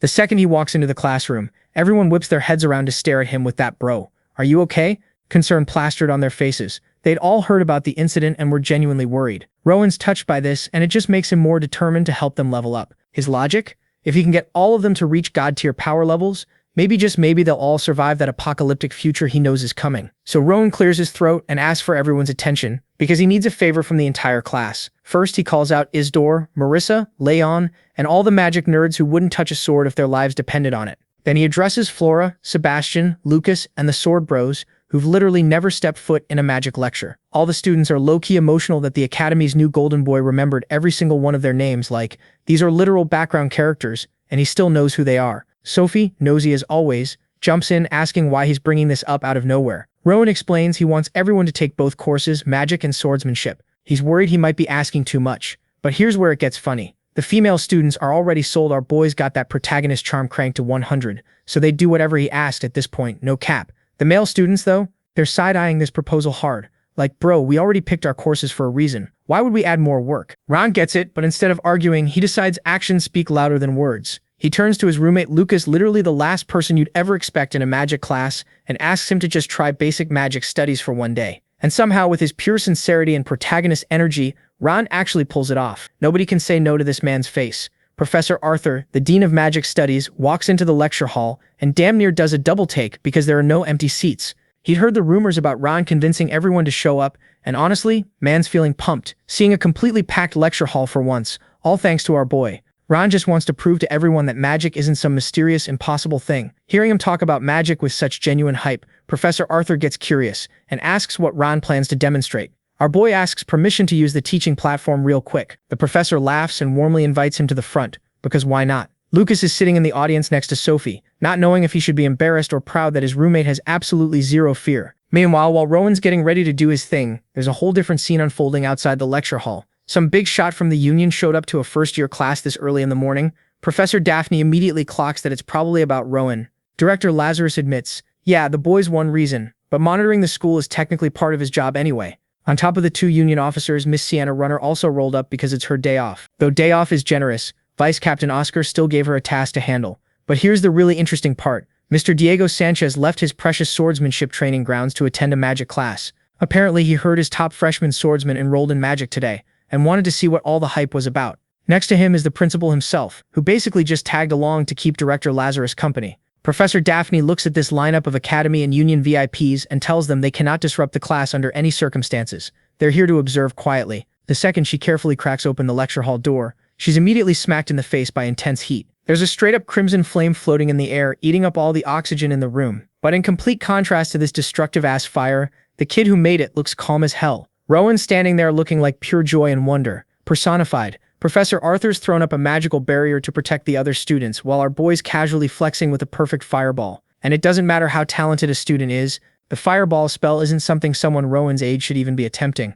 This spell is straight up outside the first-year curriculum. Hell, even the fire arrow, which is a whole tier below the fireball, isn't mastered by students until their 5th year, and even then only by the naturally gifted ones. So how the hell did this small boy crack the code on a spell he shouldn't be touching for another 5 years? All the students are so mesmerized by the flames that literally none of them notice the group of important-ass people who just walked in. The principal's staring at the fireball, thinking he's never seen a spell radiate such pure, refined energy. It's almost like watching holy magic. Diego is a sword master, but even he can tell this spell's density and stability are abnormal as hell. Director Lazarus is thinking this defies all common sense. Sure, technically a first year shouldn't be doing this, but the fireball is categorized as a simple spell overall in the grand scheme of things. That said, watching Rowan hold this fireball in midair is still insane. The weird part, the fire's maintaining a consistent size and temperature without even flickering. By all logic, this isn't a normal fireball. It's something completely different. Sienna had already witnessed Rowan's crazy natural mana sense before, but she's still wondering, how the hell could a boy who grew up in a corrupt-ass shelter be capable of such beautiful, advanced magic? She's completely entranced by the dancing flames in the middle of this packed lecture hall. Then she snaps out of it and reminds everyone about Rowan's collapse yesterday. She's worried he might not be fully recovered yet, so maybe he shouldn't be pushing himself with such a difficult demonstration. Perhaps someone should step in and tell him to chill. But none of the adults want to interrupt. They're all too captivated by what they're watching. But honestly, nobody needs to stress, because my man's got complete control. He's pumping a constant stream of mana into this thing, using his own custom technique. For him, keeping that mana flow smooth and steady is way more important than making the biggest boom possible. He doesn't want this flame turning into a nuclear disaster if the mana gets wonky. But this is Rowan we're talking about, so obviously that wasn't going to happen. And while he's casually maintaining what could literally be a death ball, he's actually way more interested in the crazy strong barrier Professor Arthur just threw up to protect everyone. Rowan can tell there's some overlap between how the barrier works and that creepy endless void from the ritual. They look kinda similar but do completely different things. His brain starts going down rabbit holes like, yo, what would happen if I just yeeted this fireball straight into the barrier? Intrusive thoughts hitting different. But instead of testing that theory and potentially turning everyone into crispy nuggets, he compliments Professor Arthur and casually asks what his defensive spell is called. The old professor straight up blanks because he's in complete shock. Like, maintaining a spell this long takes insane focus,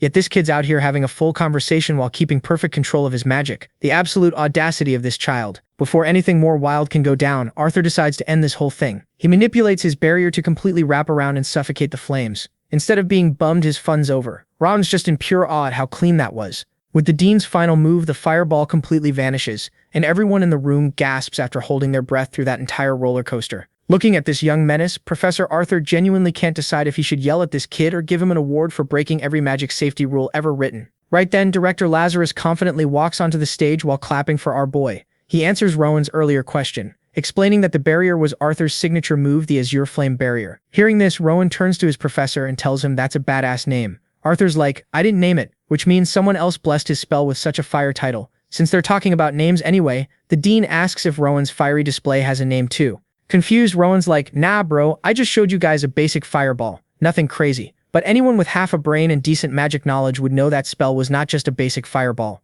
And Rowan, more than anyone, should know that. He looks away and admits he was playing dumb. He hasn't actually named his technique yet. Director Lazarus cuts in, saying as head of the bureau, he can't just ignore what happened here. He asks why Rowan did something so ridiculously dangerous. Without missing a beat, Rowan answers straight up. He was confident he could control the fire, and was sure Professor Arthur had his back no matter what. He had no other agenda except showing his classmates what's possible. He wanted to give them confidence in their own magic. Maybe some were curious, but too scared to try. The dean points out that casting a fireball before graduation is already incredible, so what do you call a freshman who did that? This was Rowan's way of proving nothing's impossible. He can only talk like this because he's completely clueless about what an absolute freak of nature genius he actually is. Still, Professor Arthur is feeling kind of awkward as an educator. He's wondering if he's been accidentally holding back the younger generation with his boomer teaching methods. This young kid just made him realize his old-school approach might not work for every student. Then Rowan turns to the dean and asks for a bit more stage time. There's still something else he wants to show everyone. This time, our boy calls his roommate Lucas up, catching Lucas completely off guard. Lucas is internally screaming like, why am I the guinea pig? But walks toward the stage anyway, because what else is he gonna do? Once Lucas gets there, Rowan excitedly explains he wants to help this swordsman cast his first spell. The way Rowan sees it, magic and swordsmanship are both just different flavors of mana manipulation. Lucas trains his body in mana every day, so he should be able to dabble in magic too, right? Here's the thing. This dude who's failed freshman year 3 times has never cracked open a magic book in his life. How's he supposed to cast a spell? Rowan suggests starting with an incantation. Since Lucas has zero magic training, an incantation should be easier than trying to draw a magic circle or figure out formulas. So Rowan slowly starts reciting this fiery incantation in the ancient language. Lucas tries copying him, but can't get his tongue around these weird-ass words. Rowan's doing his best to stay patient and teach Lucas with maximum hype, but they can't even get through one sentence. Our boy genuinely thought someone who failed first year 3 times would at least know some ancient language by now. But nope, still he's not giving up. Robert translates the incantation to explain what they're trying to make, starting to recite this poem-like thing with a funky rhythm. Lucas cringes hard at the thought of having to recite magic like some Renaissance fair reject. Robert keeps going with the translated version while watching his classmates. The longer he talks, the more confused and lost everyone looks. Suddenly, our boy gets hit with this wave of helplessness. He thought he could just hop on stage and share his knowledge, but nobody gets what he's trying to do. If they're stuck at square one, what about that horrible fate waiting in 10 years? If they don't get stronger, Robert doesn't know what to do. He started with what he thought was the easiest incantation possible, something even Lucas should be able to grasp. But not only are the other students lost, even Sophie, of all people, looks totally confused, like Robert speaking Klingon. Our prodigy just freezes up. Before things spiral into a full anxiety attack, Arthur swoops in for damage control, praising Robert for a solid first try at teaching. That said, he asks if Robert could teach him the spell formula for this modified incantation. The request snaps Rowan out of his panic spiral. He uses telekinesis to grab a piece of chalk and starts writing out the full formula on the board. Everyone's equally amazed and entertained by how smooth that was. Like bro didn't even need his hands. It doesn't take long for him to write down the complete blueprint. Arthur summons his barrier again, but this time it's protecting the people on stage instead of the audience. Director Lazarus and the dean study the writing on the board with laser focus. When asked where he learned this formula, Rowan casually says he never copied it. He saw what Professor Arthur wrote and just tweaked it. Anyone with a trained eye can immediately tell this is not a simple tweak. The boy adjusted a few things to create a spell that worked better for him personally. He doesn't realize how crazy his claim actually is, but he's basically saying he invented a completely new spell formula from scratch. The director and dean exchange a look. They need to have a serious talk about what to do next, and will call a meeting elsewhere. Before leaving, Director Lazarus thanks our boy for showing off such an innovative formula. Meanwhile, the dean turns to the dark elf and asks her name. She introduces herself as Sienna from the Pillar of Faith, saluting all formally. Then the dean unexpectedly dumps the rest of today's lecture onto her. She can teach them anything, tell them to study, practice swordsmanship, or whatever. Anything's cool as long as nobody dies. Professor Diego also has the audacity to dump his next class onto poor Sienna, who was literally just vibing in the wrong place at the wrong time. Before he dips, there's one last thing. Professor Arthur drops the magical barrier that was separating them from the students. The adults make their exit to discuss some serious business, leaving Sienna alone with a classroom full of chaotic first years, the lecture halls buzzing with whispers about what just happened. Sienna shuts all of them up by slamming her hand down on the table. That one move scares most students into dead silence. Sienna, runner of the Pillar of Faith, announces she's been temporarily assigned to cover the remaining classes. She's going to treat this like a real class, and they better do the same. Everyone must participate like she's an actual professor. Sienna might sound all professional and confident, but internally she's freaking out. She's completely out of her depth here. She was not built for teaching, bro. And like, can you blame her? She's supposed to be a soldier on the ground and eye candy for us. Wait, that's not right. Anyway, the entire faculty, including everyone who witnessed Rowan's whole magic showcase, just got called in for an emergency meeting. Some of these professors are bugging out because apparently this type of emergency committee meeting hasn't happened in years. Like, some of these folks have never even experienced this before. They're sitting there sweating like, what the hell is going on? Director Lazarus walks in, all professional and calm as usual, ready to drop the main agenda about Union Academy's education policy. First up on the chopping block, our boy Rowan, the literal reason they're all here in the first place. Professor Arthur stands up and lays out all the facts about this kid and his fireball situation. The old man's mind is blown, because apparently this freshman, a literal first year, just looked at a complex spell and went, nah, I'm gonna do my own thing, and created something completely unique. Sure, the power was weak, but homie straight up edited the magical formula like he was remixing a beat. The ability to reconstruct spells this freely? That's some never been done before type shit. Obviously, some of the other professors are side-eyeing this whole thing, being all skeptical and whatnot. But what are they gonna say when the Dean of Magic Studies has already verified everything? Director Lazarus even promises to throw the Bureau's resources at analyzing this further. So basically, they have to accept that this kid might have just discovered an entirely new way to approach magic. Cool. So Rowan sounds like some once-in-a-generation genius, right? But as an academy, they need to figure out how to actually teach this prodigy without fumbling the bag. Some professors want to stick to the old-school methods, but others are like, bro, this genius needs specialized education that matches his level. The problem is, personalized education goes against their whole public institution principles. They can't afford to mess this up and lose someone this talented. Then one professor suggests just letting him join the union early, and immediately the whole room starts throwing hands. Everyone's yelling over each other about that idea. Still, they agree field education seems like the move, but they have to be careful about it. So they ask if there are any other concerns about the boy. Arthur goes quiet for a second, and you can tell he's thinking hard. Finally, he drops the bomb. Rowan might have some personality issues. The other professors are confused as hell because from what they've heard, the kid's kind and polite. Arthur's not denying that, but he's worried Rowan doesn't really consider other people's feelings. See, the union values ability and performance above everything else. With Rowan's insane talent, he's going to stand out immediately. But the way he is right now, the boy might struggle getting accepted. He could fail the final stage of the admission exam, which is just a simple interview with someone who actually cares about character. Some professors immediately jump to Rowan's defense, saying his actions came from good intentions. He's just clueless, and accidentally makes people uncomfortable. For students to grow together, the skill level needs to be somewhat balanced, but the gap between this prodigy and the other freshmen is too damn big. We're talking about a child who can invent new magic on the fly. Since the council's just going in circles, Director Lazarus suggests they bring the boy in for an interview. Everyone agrees it's a good idea, so nobody objects. A few moments later, Rowan gets escorted into the faculty room and sits down at this massive meeting table looking nervous as hell. Professor Daphne tries to make him comfortable and asks what he's feeling. She guesses he feels bad about what happened with Lucas earlier, and she hits the nail on the head. Rowan admits he's frustrated for not understanding his friend's capabilities properly. Arthur jumps in, trying to comfort him about how difficult teaching magic is today, showed him that reality firsthand. So Rowan's been sitting there overthinking and has formed some theories about his classmates. Maybe Lucas didn't give magic a real chance because he's just not interested. Maybe he started training with a sword too early, and his brain only developed for that skill. Maybe Rowan pressured his friend into focusing on something different without thinking about his personal situation. He feels regretful and ashamed about all this. But then, and this is where it gets wild, our boy drops another bomb. He's also worried that Lucas and some of his other new friends might actually be sick. This absolute prodigy genuinely thinks his perfectly normal classmates have some kind of illness, just because they have normal talent levels. Like, bro, what? Arthur quickly reassures Rowan, there's no sickness whatsoever. Hearing the old professor's words helps our eccentric genius finally relax a bit. Seeing Rowan smile, Director Lazarus asks why he was so eager to teach everyone magic in the first place. Rowan explains it doesn't even have to be magic specifically, he just wants to grow stronger together with his new friends, so they can all become official union members together in the future. Hearing this completely innocent and wholesome answer, all the professor's concerns just evaporate. Their worries about Rowan's personality? Gone. Professor Daphne's looking at him with straight-up pride. With that, Rowan gets dismissed.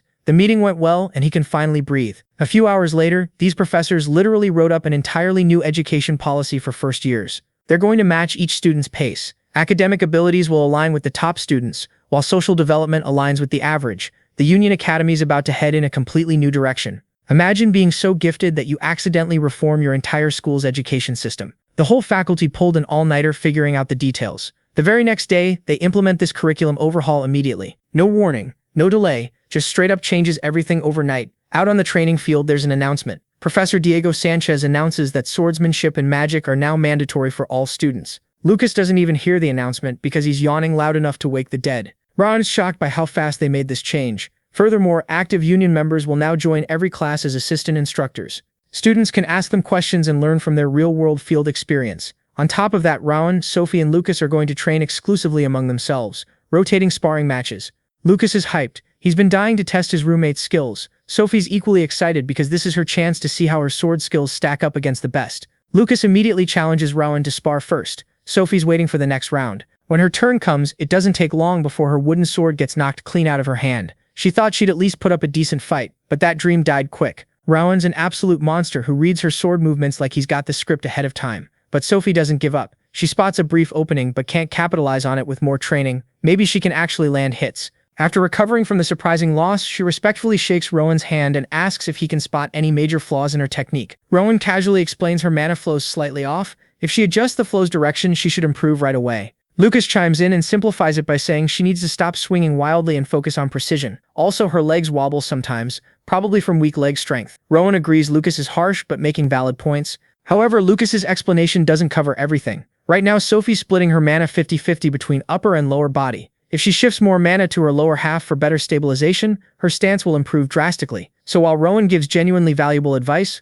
Lucas just roasts her. Watching his top 3 students vibing in their own unique way makes Professor Diego smile. He's thinking there's no way Professor Arthur was right about Rowan having personality issues. Seeing how innocent and kind-hearted this boy is, he realizes the adults were worried over nothing. So a few days roll by, and our boy is back with the professor for another heart-to-heart in the faculty office. This woman's basically been his fairy godmother at this point, making sure he's got everything he needs to survive school life. And honestly, our boy's been thriving. He's no longer walking around with that emotional baggage about his friends. He actually gets them now and knows their strengths, weaknesses, and the whole deal. Daphne's just sitting there proud as hell that this genius finally figured out how to have basic human empathy. School's been treating Rowan pretty well. His friends are hyping him up, sharing snacks, and living that wholesome academy life. But then there's this other situation that's got our boy completely confused. The girls keep asking him out like they're dropping hints left and right, asking him to go shopping or look at flowers after class, and this absolute nerd cannot comprehend what any of that has to do with his studies. Professor Daphne's over here trying not to laugh because hormones exist and people catch feelings at this age.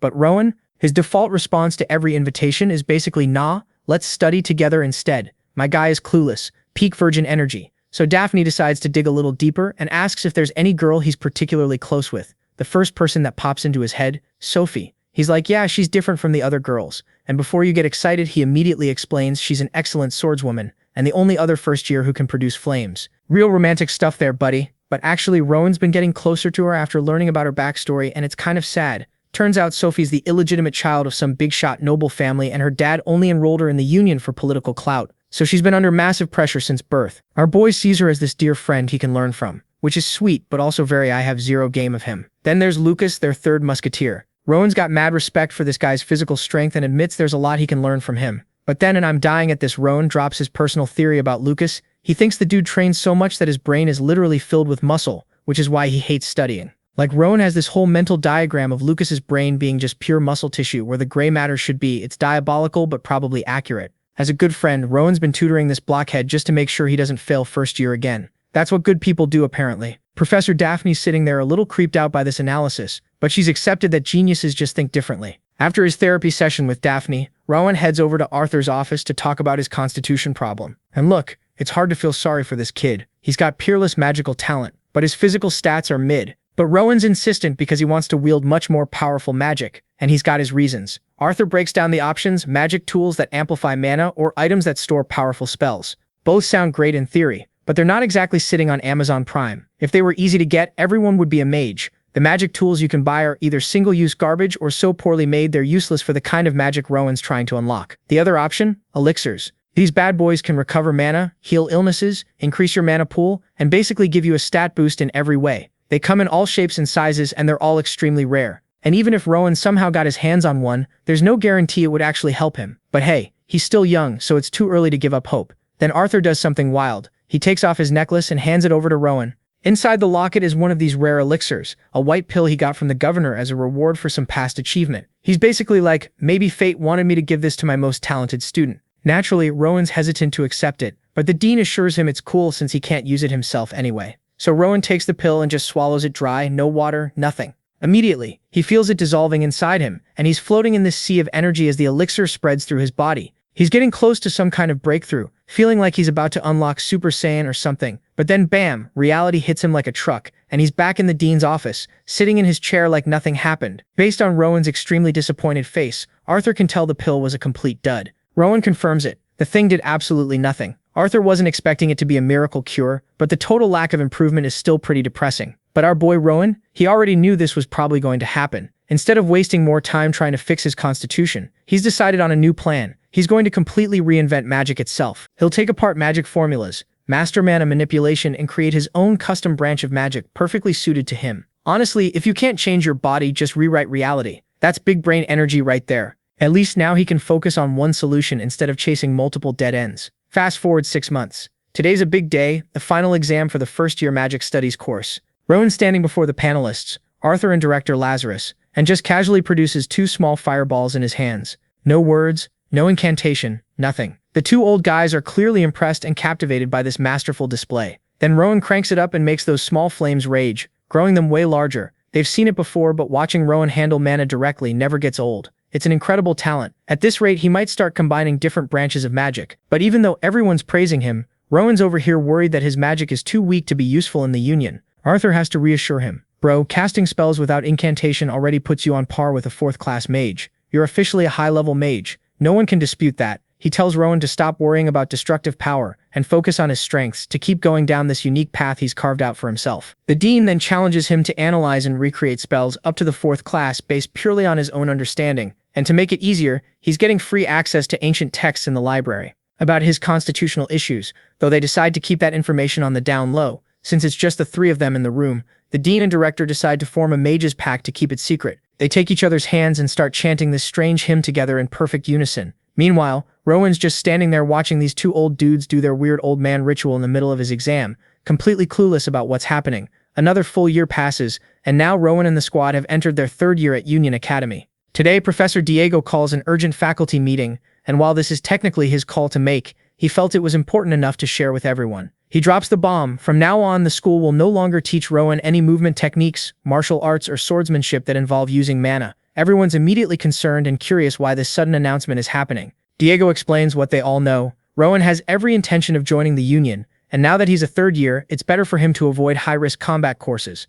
Basically, Diego's saying Rowan needs to focus entirely on magic. That's what he needs and wants to do. Arthur gets it. Rowan's the kind of talent you'd want to keep selfishly for yourself, but letting him go for his future is the best thing Diego can do, even if it's not easy. Sienna, who started teaching there a year and a half ago, asks about Rowan's current physical level. Diego's honest answer? The kid just needs to draw his sword to pass the first Union entrance test. He's that good. A rare natural talent. His overall destructive power is still a bit lacking, but that can improve with time. Since they're already talking power levels, Daphne turns to the dean and asks how strong Rowan has become as a mage. After a brief, thoughtful silence, Arthur drops the mic. There's nothing more I can possibly teach that child. Everyone is surprised to hear that Rowan's already achieved the level where he can casually throw around 1st and 2nd class magic, but the real kicker is that he is now reverse engineering 3rd class spells for fun. He treats complex magical formulas like toddler puzzles, and he's only a 3rd year student. To make it worse for everyone else, now that puberty hit him like a truck, the ladies are absolutely feral over this golden boy. Bro could steal anyone's girl without even lifting a finger. So the author had to nerf him by making him only care about books. Otherwise, this would have turned into a harem anime real quick. After another boring lecture wraps up, Professor Arthur pulls Rowan aside to tell him about this magic scholarship tournament that's happening. Naturally, their homegrown genius is the perfect representative. Rowan's like, wait, what tournament? Despite being here for 3 years. Turns out this event used to happen so mages could share ideas, but it died out as magic became irrelevant. But now it's back, and get this. It's all because of Rowan. The dean drops this bombshell casually, and our boy's genuinely shocked. Here's what went down. Rowan's reputation finally reached Schwarin, the autonomous kingdom and home to the Magic Tower, basically, the Harvard of wizardry. The Tower Master is a duke, and they're completely isolated from everyone. Professor Arthur actually trained there until he became a high-level 3rd class mage. Since he knows how those mages think, he explains they're driven by pure curiosity. Those magic fanatics heard rumors about a 4th class mage at Union Academy, and while everyone's throwing that title around, Rowan's still humble about it. This whole event is basically an academic conference to verify if he's legit. Schwarin wants to debate their golden boy and see if he's really about that life. Now, Rowan could just pass on this, but once he hears the grand prize, refusing becomes impossible. The Union's offering a valuable elixir. Even after that massive disappointment last year, when that white pill did jack shit, the possibility of getting an elixir is still tempting as hell. There's one concern. Schwarin might know about his constitution problem, but the dean assures him there's no way. This is about interpreting magic formulas, and the elixir goes to whoever shows the most mastery. Basically, Rowan could win an elixir just by arguing about magic theory. The dean promises he'll get it as long as he wins. With stakes that big, how could our boy say no? A few days later, the big day arrives. Schwarn rolls up with an entire battalion of cloaked mages looking all mysterious and intimidating. The Union side, just Rowan and his professors. Talk about an imbalance. Arthur welcomes the visitors politely when one mage, Bert, lowers his hood and calls the professor his senior. I'm sorry, but imagine being a powerful mage named Bert. Meanwhile, Rowan's sizing up the competition. Schwarn's lineup is older than him and they're all packing serious mana. They're supposedly students hoping to learn from a success story,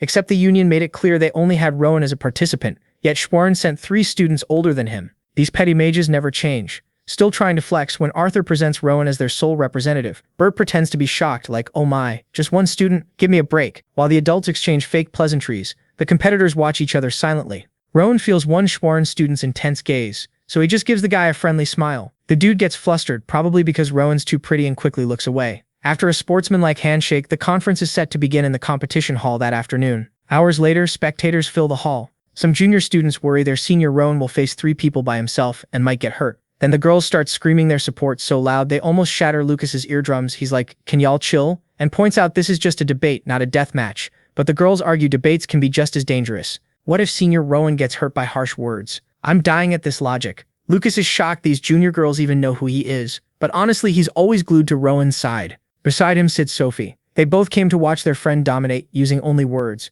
Professor Daphne walks up to announce the official start. She declares the beginning of the scholarly exchange, and those junior girls raise a cloth banner with Rowan's name on it. It's hilariously inappropriate for a scholarly debate, like they're at a sports game instead of an academic conference. Finally, our star Rowan walks in, along with the 3 Schwerin boys. Professor Daphne explains the procedure. Each representative takes turns presenting a topic, writing spell formulas, and then moving to Q&A. The first debater is Ali Marco from Schwerin, going up against Rowan in round 1. Since Rowan got priority to pick the first topic, he chose carefully. He picked a subject that was very near and dear to his own heart, a topic he's probably obsessed over for countless hours. He chose telekinesis for the first round. The topic that our boy suggested surprised these guys because in these academic showdowns, the opening move is usually flexing your hardest spells, showing off your faction's biggest achievements to set the tone. But what our boy suggested is literally the basic class 1 spell that beginners learn on day 1. Some of these Schwarn mages immediately think it's a joke, like, did we really travel all this way just to talk about baby's first spell? They're looking around confused, wondering if the rumors about this kid were completely exaggerated. Meanwhile, Arthur and director Lazarus are just sitting there in silence, like they know something these fools don't. Then this dude Ali Marco steps up, all high and mighty, saying Rowan's topic is beneath them and not worthy of this honored forum.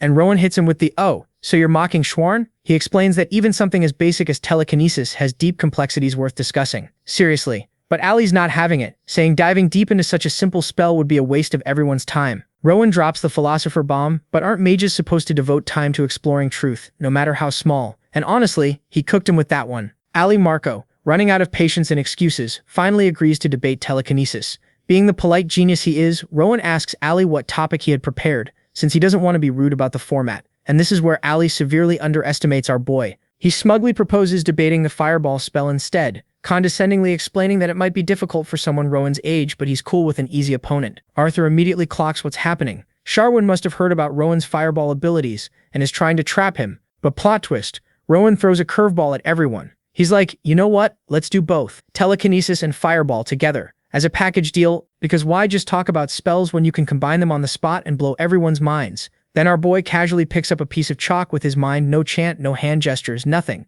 and starts writing his formula on the board. Alma Marco is shook. This kid just no-chanted cast like it was nothing. Not wanting to be completely outdone, Ali also uses telekinesis to write his arguments, but he has to continuously chant the whole time just to maintain the spell. The difference in skill is already embarrassing. The Schwerin mages are squinting at the board trying to figure out what Rowan's writing, slowly realizing this absolute madman might be trying to create a new spell by combining 2 different established spells on the spot. Surely not, right? Right? When it's time to explain their work, Aldi goes first. He writes out the complete separate formulas for telekinesis and fireball, the standardized versions established by great wizards with no room for recombination. Now it's Rowan's turn, and he steps up to the podium gathering his thoughts. He starts explaining how telekinesis is basic enough that anyone with a little mana can do it, and originally he was just going to argue that people misuse it by relying too much on raw magical power. But thanks to Ali's interesting suggestion from earlier, he got inspired to try something more exciting, combining 2 established spells. He points to his board showing the rewritten formulas. The first part is about controlling an existing fireball using telekinesis. Cool but not world-shattering. But the second version, that needs a demonstration. The chalk he's been manipulating starts spinning faster and faster until it generates a spark of flame. In just a few minutes, this boy had formulated a method to transform an object controlled by telekinesis into a literal fireball. He deconstructed the very essence of magic itself, just for fun. The Schweren mages are having a collective meltdown. This single demonstration is challenging everything they've ever been taught about magic. For anyone unfamiliar with Rowan's abilities, the complete shock must be disorienting. Thankfully, the Union Academy faculty have gotten used to their resident genius breaking reality on a regular Tuesday. While still spinning the flaming chalk, Rowan continues lecturing about high-level concepts related to these supposedly basic spells. None of the Schweren seniors can keep up, and Ali Marco, man, is going through an existential crisis in real time, realizing he foolishly challenged a deity. After finishing his master class in making people feel intellectually inadequate, Rowan genuinely asks Ali if he has anything to add or if he could correct him if he missed something. And here's what's worse. Rowan is being completely sincere. He actually wants to learn more, but Ali can't replicate the feat, can't understand a single thing, and is about to be humiliated by magic incarnate, disguised as a child. The pressure is closing in, time's running out, and Ali can't handle it anymore. He suddenly coughs, blood starts pouring from his nose, and he just collapses. My guy literally got knocked out by words. Even Rowan didn't see that coming. They rush Ali to the infirmary, and just like that, Rowan continues his undefeated streak, winning the coveted elixir with facts and logic. Bert, the mage, hands over the prize, thanking Rowan for the show despite their loss. He recommends Rowan wait before drinking the elixir, though consuming it too young can cause side effects. He should wait until around graduation, which is still 2 years away. Now that we've finished watching mages get their souls destroyed, let's check in on some side characters. This is Rita, a third-year student at Union Academy, and she's been secretly in love with Rowan for 3 entire years. She knows there isn't a single student who doesn't like him. The guy receives countless confessions, and over half the new students applied to the academy just to follow him. Rita knows she probably doesn't even register on his radar. For years, she's been content just watching and loving him from a distance. But today she decided to be brave. Last day of 3rd year, this is it. She gathers her courage, overcomes her fear, and confesses. Unfortunately, her heartfelt confession gets met with a very polite, very apologetic rejection, and then Rowan drops some heavy stuff for him. Love is about holding someone who has already left this world close to his heart. Nothing more. Rita never knew this boy carried such a bleak, sorrowful view of love. Then he asks if what she's feeling is truly love. He explains that people in love show signs like mental illness, joy, ecstasy, compassion, longing, fear, doubt, jealousy, and anger. He bets she doesn't feel that level of passion for him. And before anyone gets mad, he's not invalidating her feelings. Maybe she feels something. Maybe it's his looks or status that made her nervous or excited. But is that really love? Or is it just admiration? All he's asking is for Rita to look into her own heart. If she still believes it's love, he's open to talking more. Because Rowan is always open to constructive conversations, man has mastered the art of letting people down intensely. Rita felt like she got hit over the head with clarity. So this is Rita. Today she was rejected by the boy she'd been in love with for 3 years. And as painful and sobering as that was, she has no regrets. Confessing your feelings to someone you like is brave and meaningful. Rita's one-sided love ended on her 3rd year's last day. And honestly, she's never felt better. So the scene kicks off with Daphne telling the class, "Yo, we've got Director Lazarus from administration here to drop some knowledge on you guys," and everyone starts clapping like good little students. Baldy gets to the stage, delivers his speech, and then goes, "All right, that's it for today, but if you all have questions, hit me with them." Immediately some kid's hand rockets up asking the real question. Everyone wants to know, bro, every year thousands of people take the entrance exam, so why is the union always crying about being short-staffed? The teacher's like, "Look, not just anyone can waltz into the union. This place is elite as hell. Did you make it in? Fame, money, respect, the whole damn package is yours." Another student raises their hand with the important follow-up. "Okay, but what about the salary and benefits though?" And the teacher drops the bomb. "The pay is good enough that you literally only need to focus on your missions. This is the most privileged job in the entire kingdom." The students are losing their minds. Then he hits them with another one. Every union member is directly connected to His Majesty himself, regardless of rank, because they all follow the king's will. Everyone's sitting there like, holy shit. Then this one kid raises his hand with an actually smart question. He's like, "All right, look, you only recruit crazy talented people, but can we actually get strong by joining? Because I followed my teacher's advice, graduated top of my class, focused purely on magic, and I'm still not strong enough." The teacher is actually impressed. Someone thought about what happens after joining and tells him, "Hell yeah, you can definitely become strong here," which gets the boy all fired up and ready to grind even harder at his magic studies. Cut to our boy Rowan, buried in a mountain of books, remembering when Sienna told him his ability was similar to ancient elves. While he's digging through all this dusty old text, he finds out that their powers were all about communing with spirits instead of using mana directly. Like instead of controlling wind themselves, they just summon a wind spirit to do it for them. They literally controlled the spirits of the elements. But our boy can't understand one thing. How the hell did they lose all their powers overnight? He discovers that back in the age of the World Tree, there were elves and dark elves representing the whole good versus evil thing. But after the World Tree got destroyed, boom, no more powers.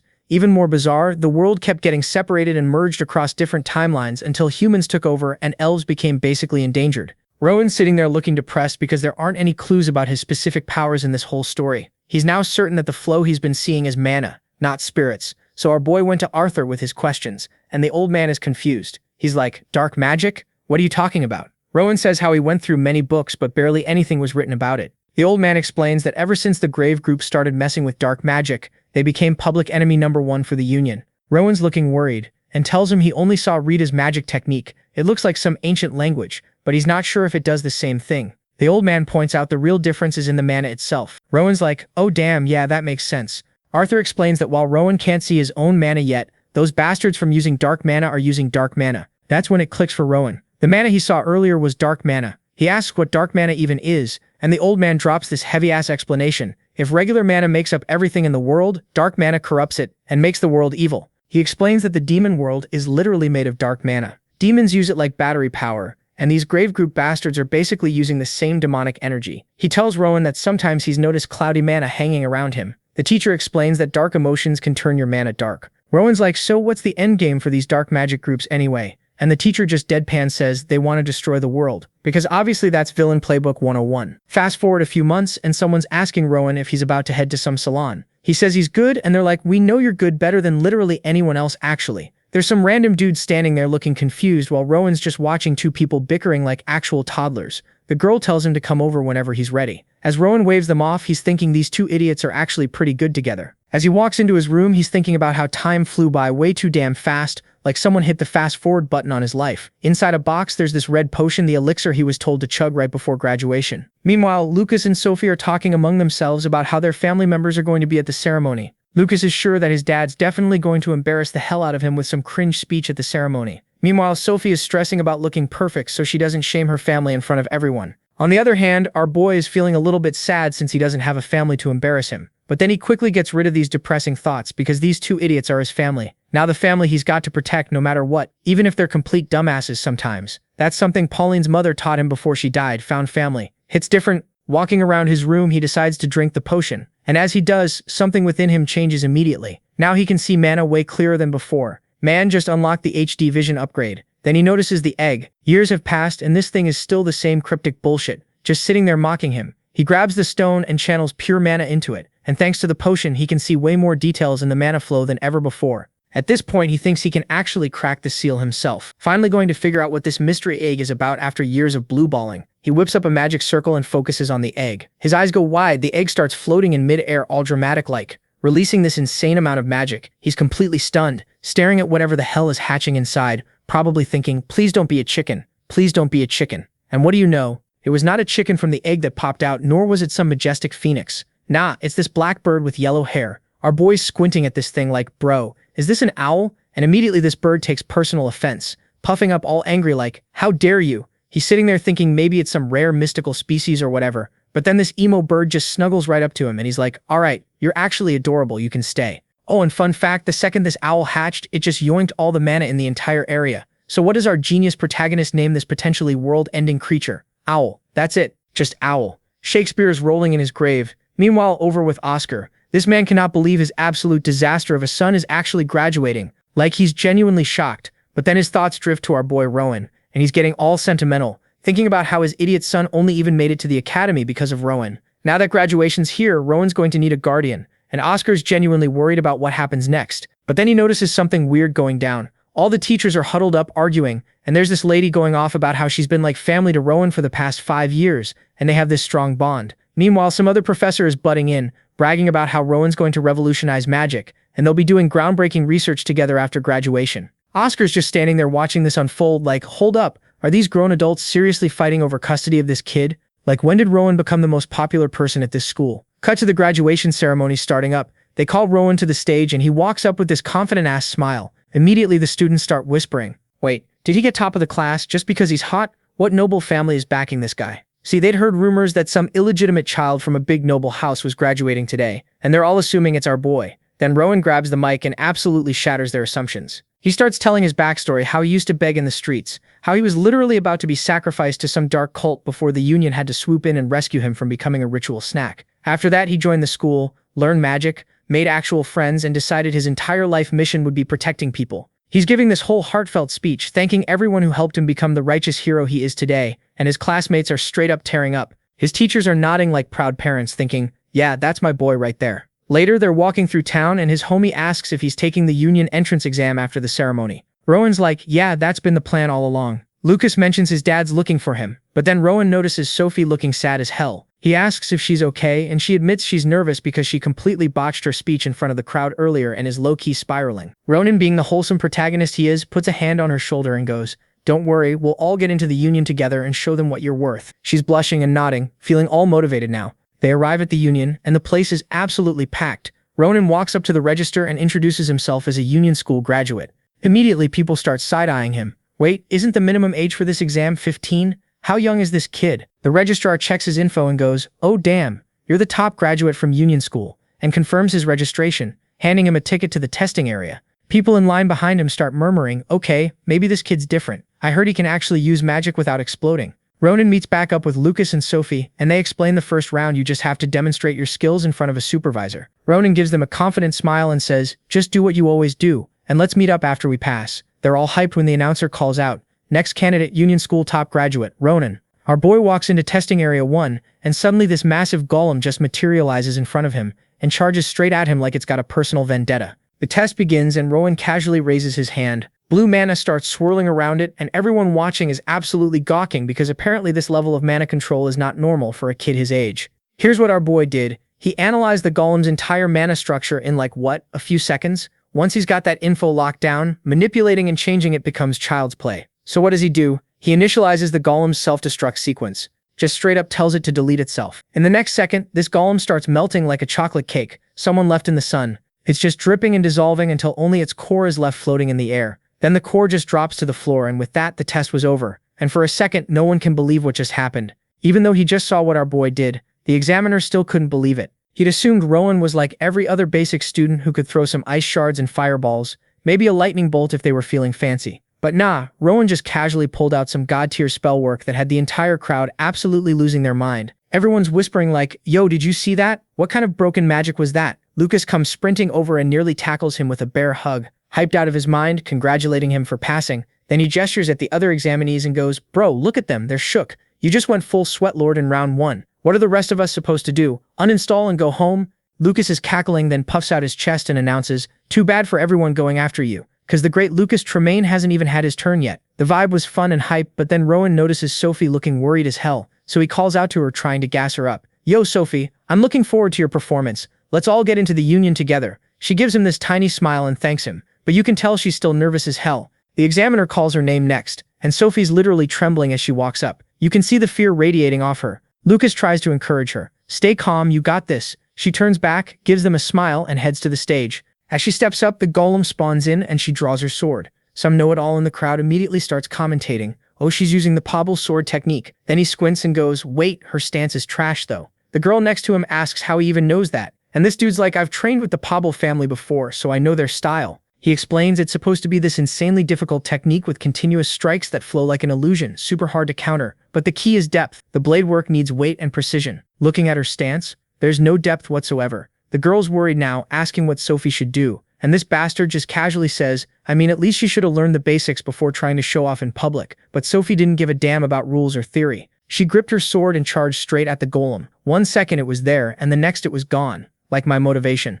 The know-it-all and his friend, jaws on the floor, but Rowan? Man's just standing there with this satisfied smirk like, yeah, that's my girl. As the golem crumbles to dust, Sophie's standing there in shock that she actually pulled it off that fast. The examiner, still buffering, stammers out that she passed and can grab her certification stamp. The crowd's going absolutely feral. Did she really just slice through a golem like it was made of paper? What the hell was that speed? Meanwhile, Lucas and Rowan are grinning ear to ear, knowing damn well she didn't even show half her arsenal. Though they both noted she hit the golem with 6 consecutive strikes, when she comes back, they both congratulate her. Lucas, being Lucas, can't help but roast her a bit. You looked a little rusty up there. Stage fright, get to you? Then he cracks his knuckles and announces, all right, my turn. Just watch and learn, children. He swaggers onto the stage, turns back with this cocky-ass grin and goes, this is just a warm-up for me. The second the golem materializes, Lucas launches himself like a missile and splits the thing clean in half with 1 strike, destroying its core instantly. He's standing there admiring his handiwork like, damn, did I go too hard? My bad. Meanwhile, the examiner is having a full mental breakdown because that's the third person today who one-shot the golem.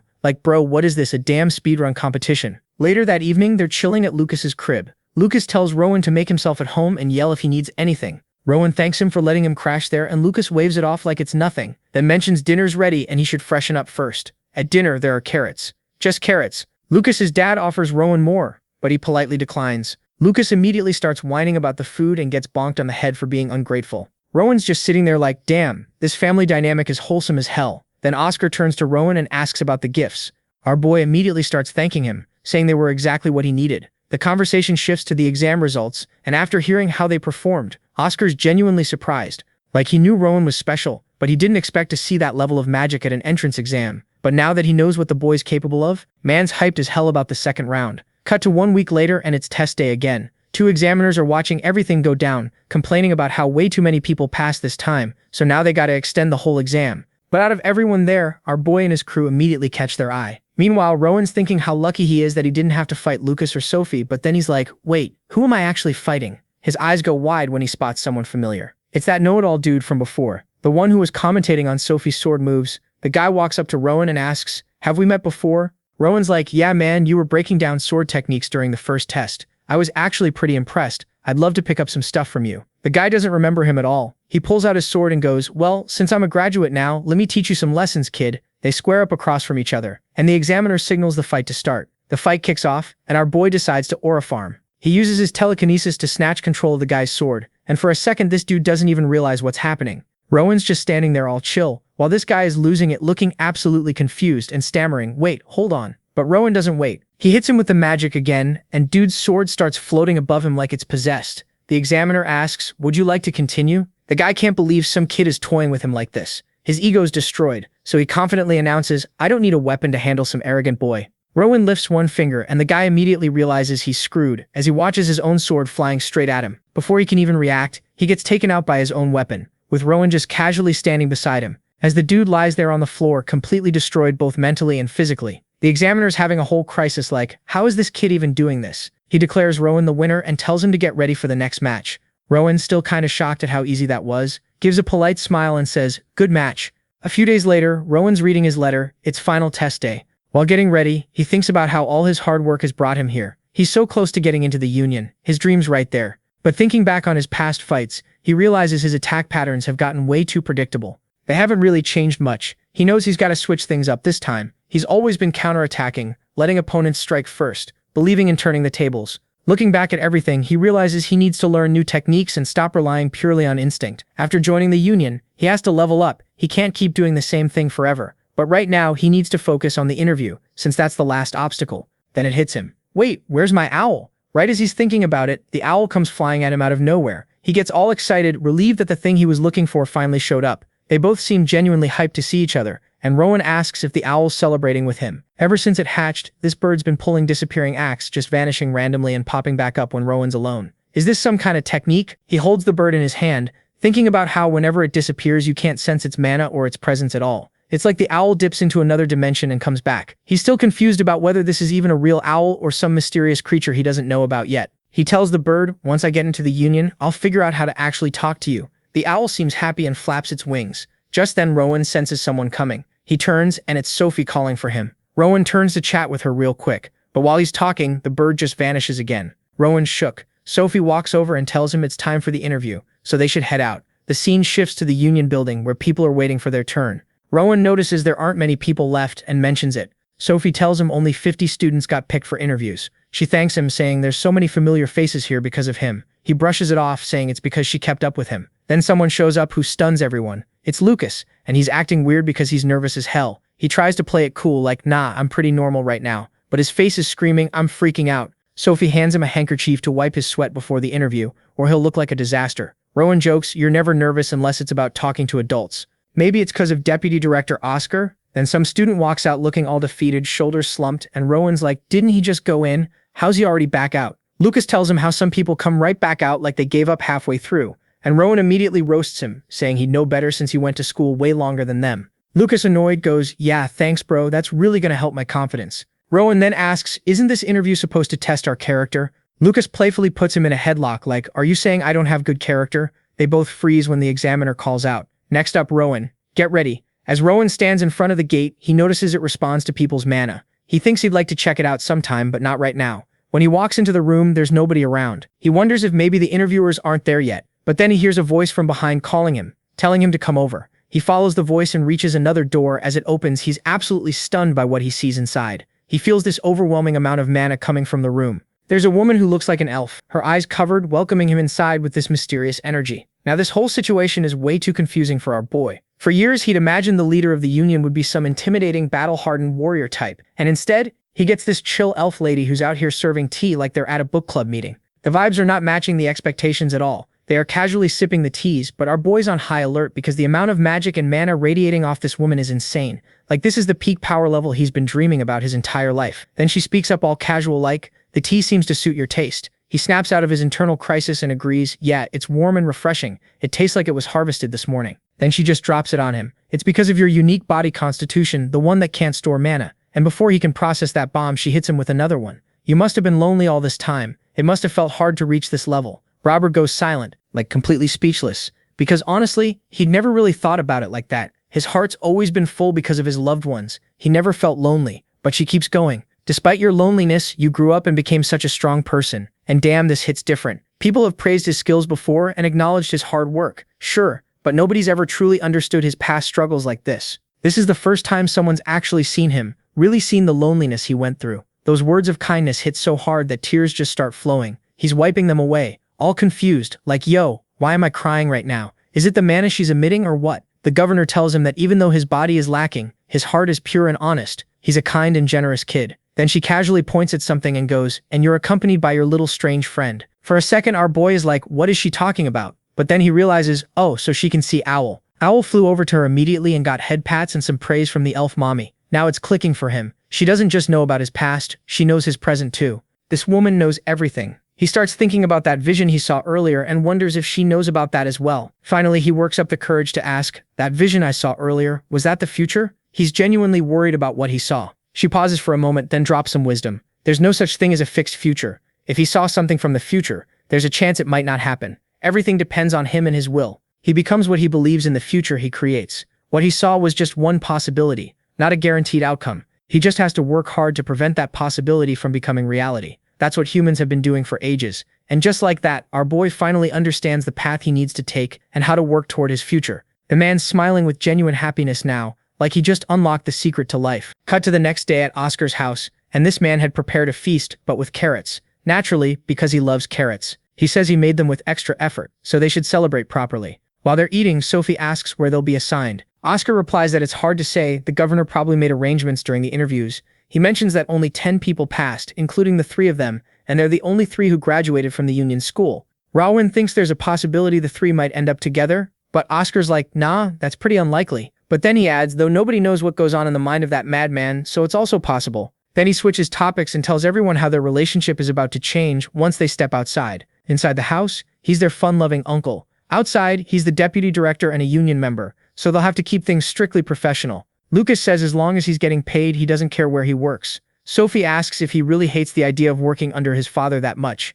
Lucas replies that it doesn't even matter because they've been distant as father and son from the beginning anyway. Rowan smiles, thinking Lucas has grown a lot. The man's keeping his personal and business life separate like an actual adult now. The scene shifts to the Union administration entrance, where they're being checked by the guard who confirms their names. Robert recalls that he's visited the administration building before, but he was never treated with this kind of respect. Now he feels like his status has genuinely changed. As they walk forward, he wonders what they'll be doing here. When they reach inside, they're shocked by what they see. It's a blacksmith chamber filled with intense heat and glowing metals everywhere. Turns out this is called the Book and Sword of the Union. They need their own custom weapons crafted to suit them. They're introduced to Ulrich, and this guy is as grumpy as any other dwarf you'd meet. He doesn't waste time with pleasantries, and immediately tells them to pick whatever weapon they like. Lucas immediately picks a longsword. Man knows what he wants. Sophie's still thinking about her options, while Rowan's just searching around looking lost. The dwarf blacksmith notices him, but focuses on Lucas first. He tells Lucas to grip it confidently and swing. Lucas does a test swing, and Ulrich analyzes it, saying, if they add more weight and sharpen the tip, it'll be way more destructive. They can also adjust the length so he can train with ease. Next, he calls Sophie over. She slashes the air with multiple rapid strikes, and he observes carefully like a coach. He tells her that for her style of swordsmanship, she lacks raw power, but her balance and stability are excellent and top-notch. Clearly, she's trained her lower body extremely well. Ulrich mentions that now that she's in the Union, there's no need to restrict herself to just her sword style. She could use a shield with her sword as well. She says she'll think about it, but it doesn't even matter because the man had already made up his mind. He's making both a sword and a shield for her. Finally, he calls up Rowan, and seeing how this idiot still hasn't picked up anything, he asks Rowan if he's a mage. For a second, Ulrich's low-key annoyed like, bro, a mage and a blacksmith? That's not even a good combo. But whatever, he's professional about it and tells Rowan he'll give it his best shot to make something decent for him. But then Rowan interrupts and hits him with, actually, I've got a pretty weird request. Our boy starts explaining how he's not really into normal swords. Nah, he prefers controlling floating sword shards. For a second, Ulrich is like, what? To prove he's not just talking out of his ass, Rowan summons this glowing blue fragment that just hovers next to him. Then he drops the question, can the blacksmith fix his broken shards? The blacksmith just holds out his hand like, let me see what we're working with here. The moment he inspects the fragment, this man's whole expression changes. He recognizes it immediately. This isn't just some regular broken sword. This is a piece of a demonic sword infused with dark mana. He looks at Rowan like, you're one interesting kid, then drops some knowledge. If they reforged this single broken sword correctly, they could turn it into 12 separate blades.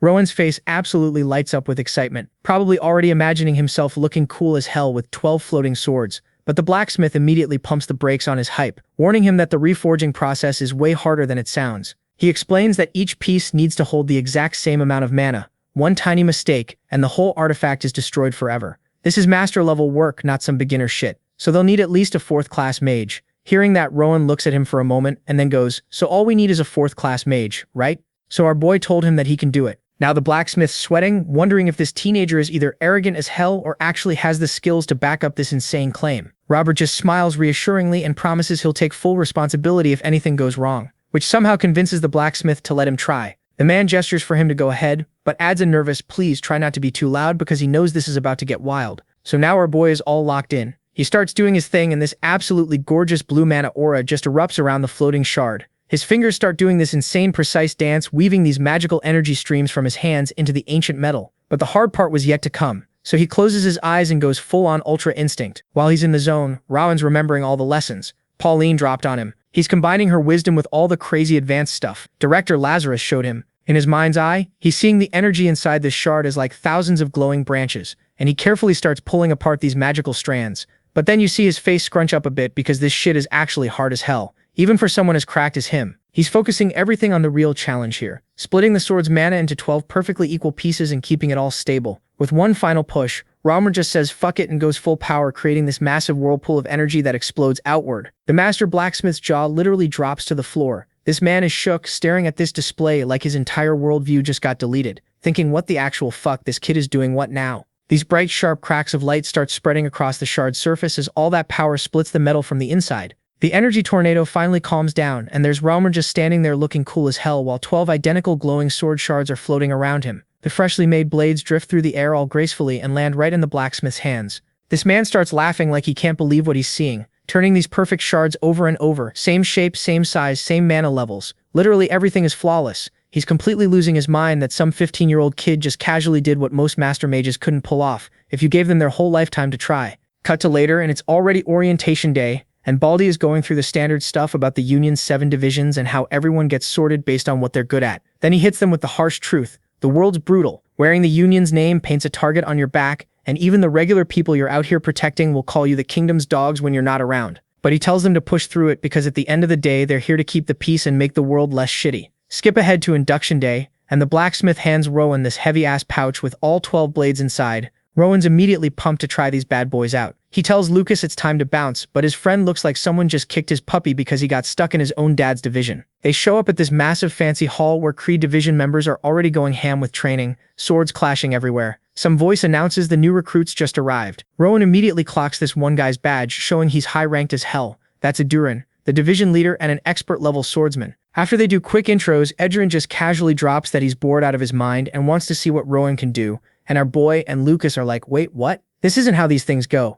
But nah, Edrin doesn't care. He points to the side and tells Rowan that Oscar is going to be his opponent. And Oscar is all in on it because he's curious to see how much Rowan's telekinetic sword game has leveled up over the past 5 years. And Rowan too is now hyped to find out just how strong he has gotten in these 5 years, so he accepts the duel. Rowan's attitude immediately earns Oscar's respect, but he also reminds him to go all out because he too won't hold back. And while he was saying that, he pulls out this absolutely massive claymore. Rowan just calmly replies that magic is his whole thing, and suddenly 12 brand new mana-infused blades appear out of nowhere and start floating around him in a circle. Oscar notices the extra blades and is like, "Hold up, didn't you have less of these before?" Rowan explains they were a welcome gift, and Oscar immediately recognizes the craftsmanship, asking what our boy named them. Rowan tells him they're called Seville, and Oscar's thinking to himself whether these tiny blades can actually live up to that fancy name. Rowan admits he's curious about their power too, since this is basically his first real test drive. Then Rowan hits Oscar with a bold request. He wants the first move. Duran, who's watching from the sidelines, is impressed as hell by the audacity. Oscar realizes this isn't just some cocky rookie being arrogant. The kid's got an actual plan brewing. So they square up on opposite ends of the hall, Rowan with his floating blades and Oscar with his giant sword. Then Oscar erupts with this intense crimson aura, and basically warns Rowan, "Don't you dare disrespect my family's fighting style with some half-assed imitation." Rowan thinks back to his 5 years of sparring with Lucas, knowing the Pass-Off family's claymore style inside and out from all that practice. But he also knows that Oscar is on a completely different level than his friend could ever reach. With that, the battle begins. He goes all in from the first second, using all 12 shards, but Oscar just casually swats them away. He gives Rowan some quick feedback saying the technique's rough but has potential. But even if it does, it's nowhere near enough to beat him. And as he says that, he charges straight at our boy and Rowan has no idea how to stop him. So he quickly comes up with a crude plan. He knows that he can't stop that sword. So instead he focuses on slowing down the sword's speed. Oscar's about to bring down another strike when, in the next second, he's completely frozen in place. Lucas and Idrin are watching from the side, with Lucas pointing out that something invisible just locked his dad down. Rowan's back on his feet while Oscar's struggling against the restraints. Turns out our boy used precise mana control to manipulate weight and friction to trap Oscar. Oscar looks at him with this impressed smile, saying the kid learned some nice tricks, but warns him parlor tricks won't cut it. The mana threads start cracking, and with one massive roar, Oscar just shatters those magical restraints like they're tissue paper.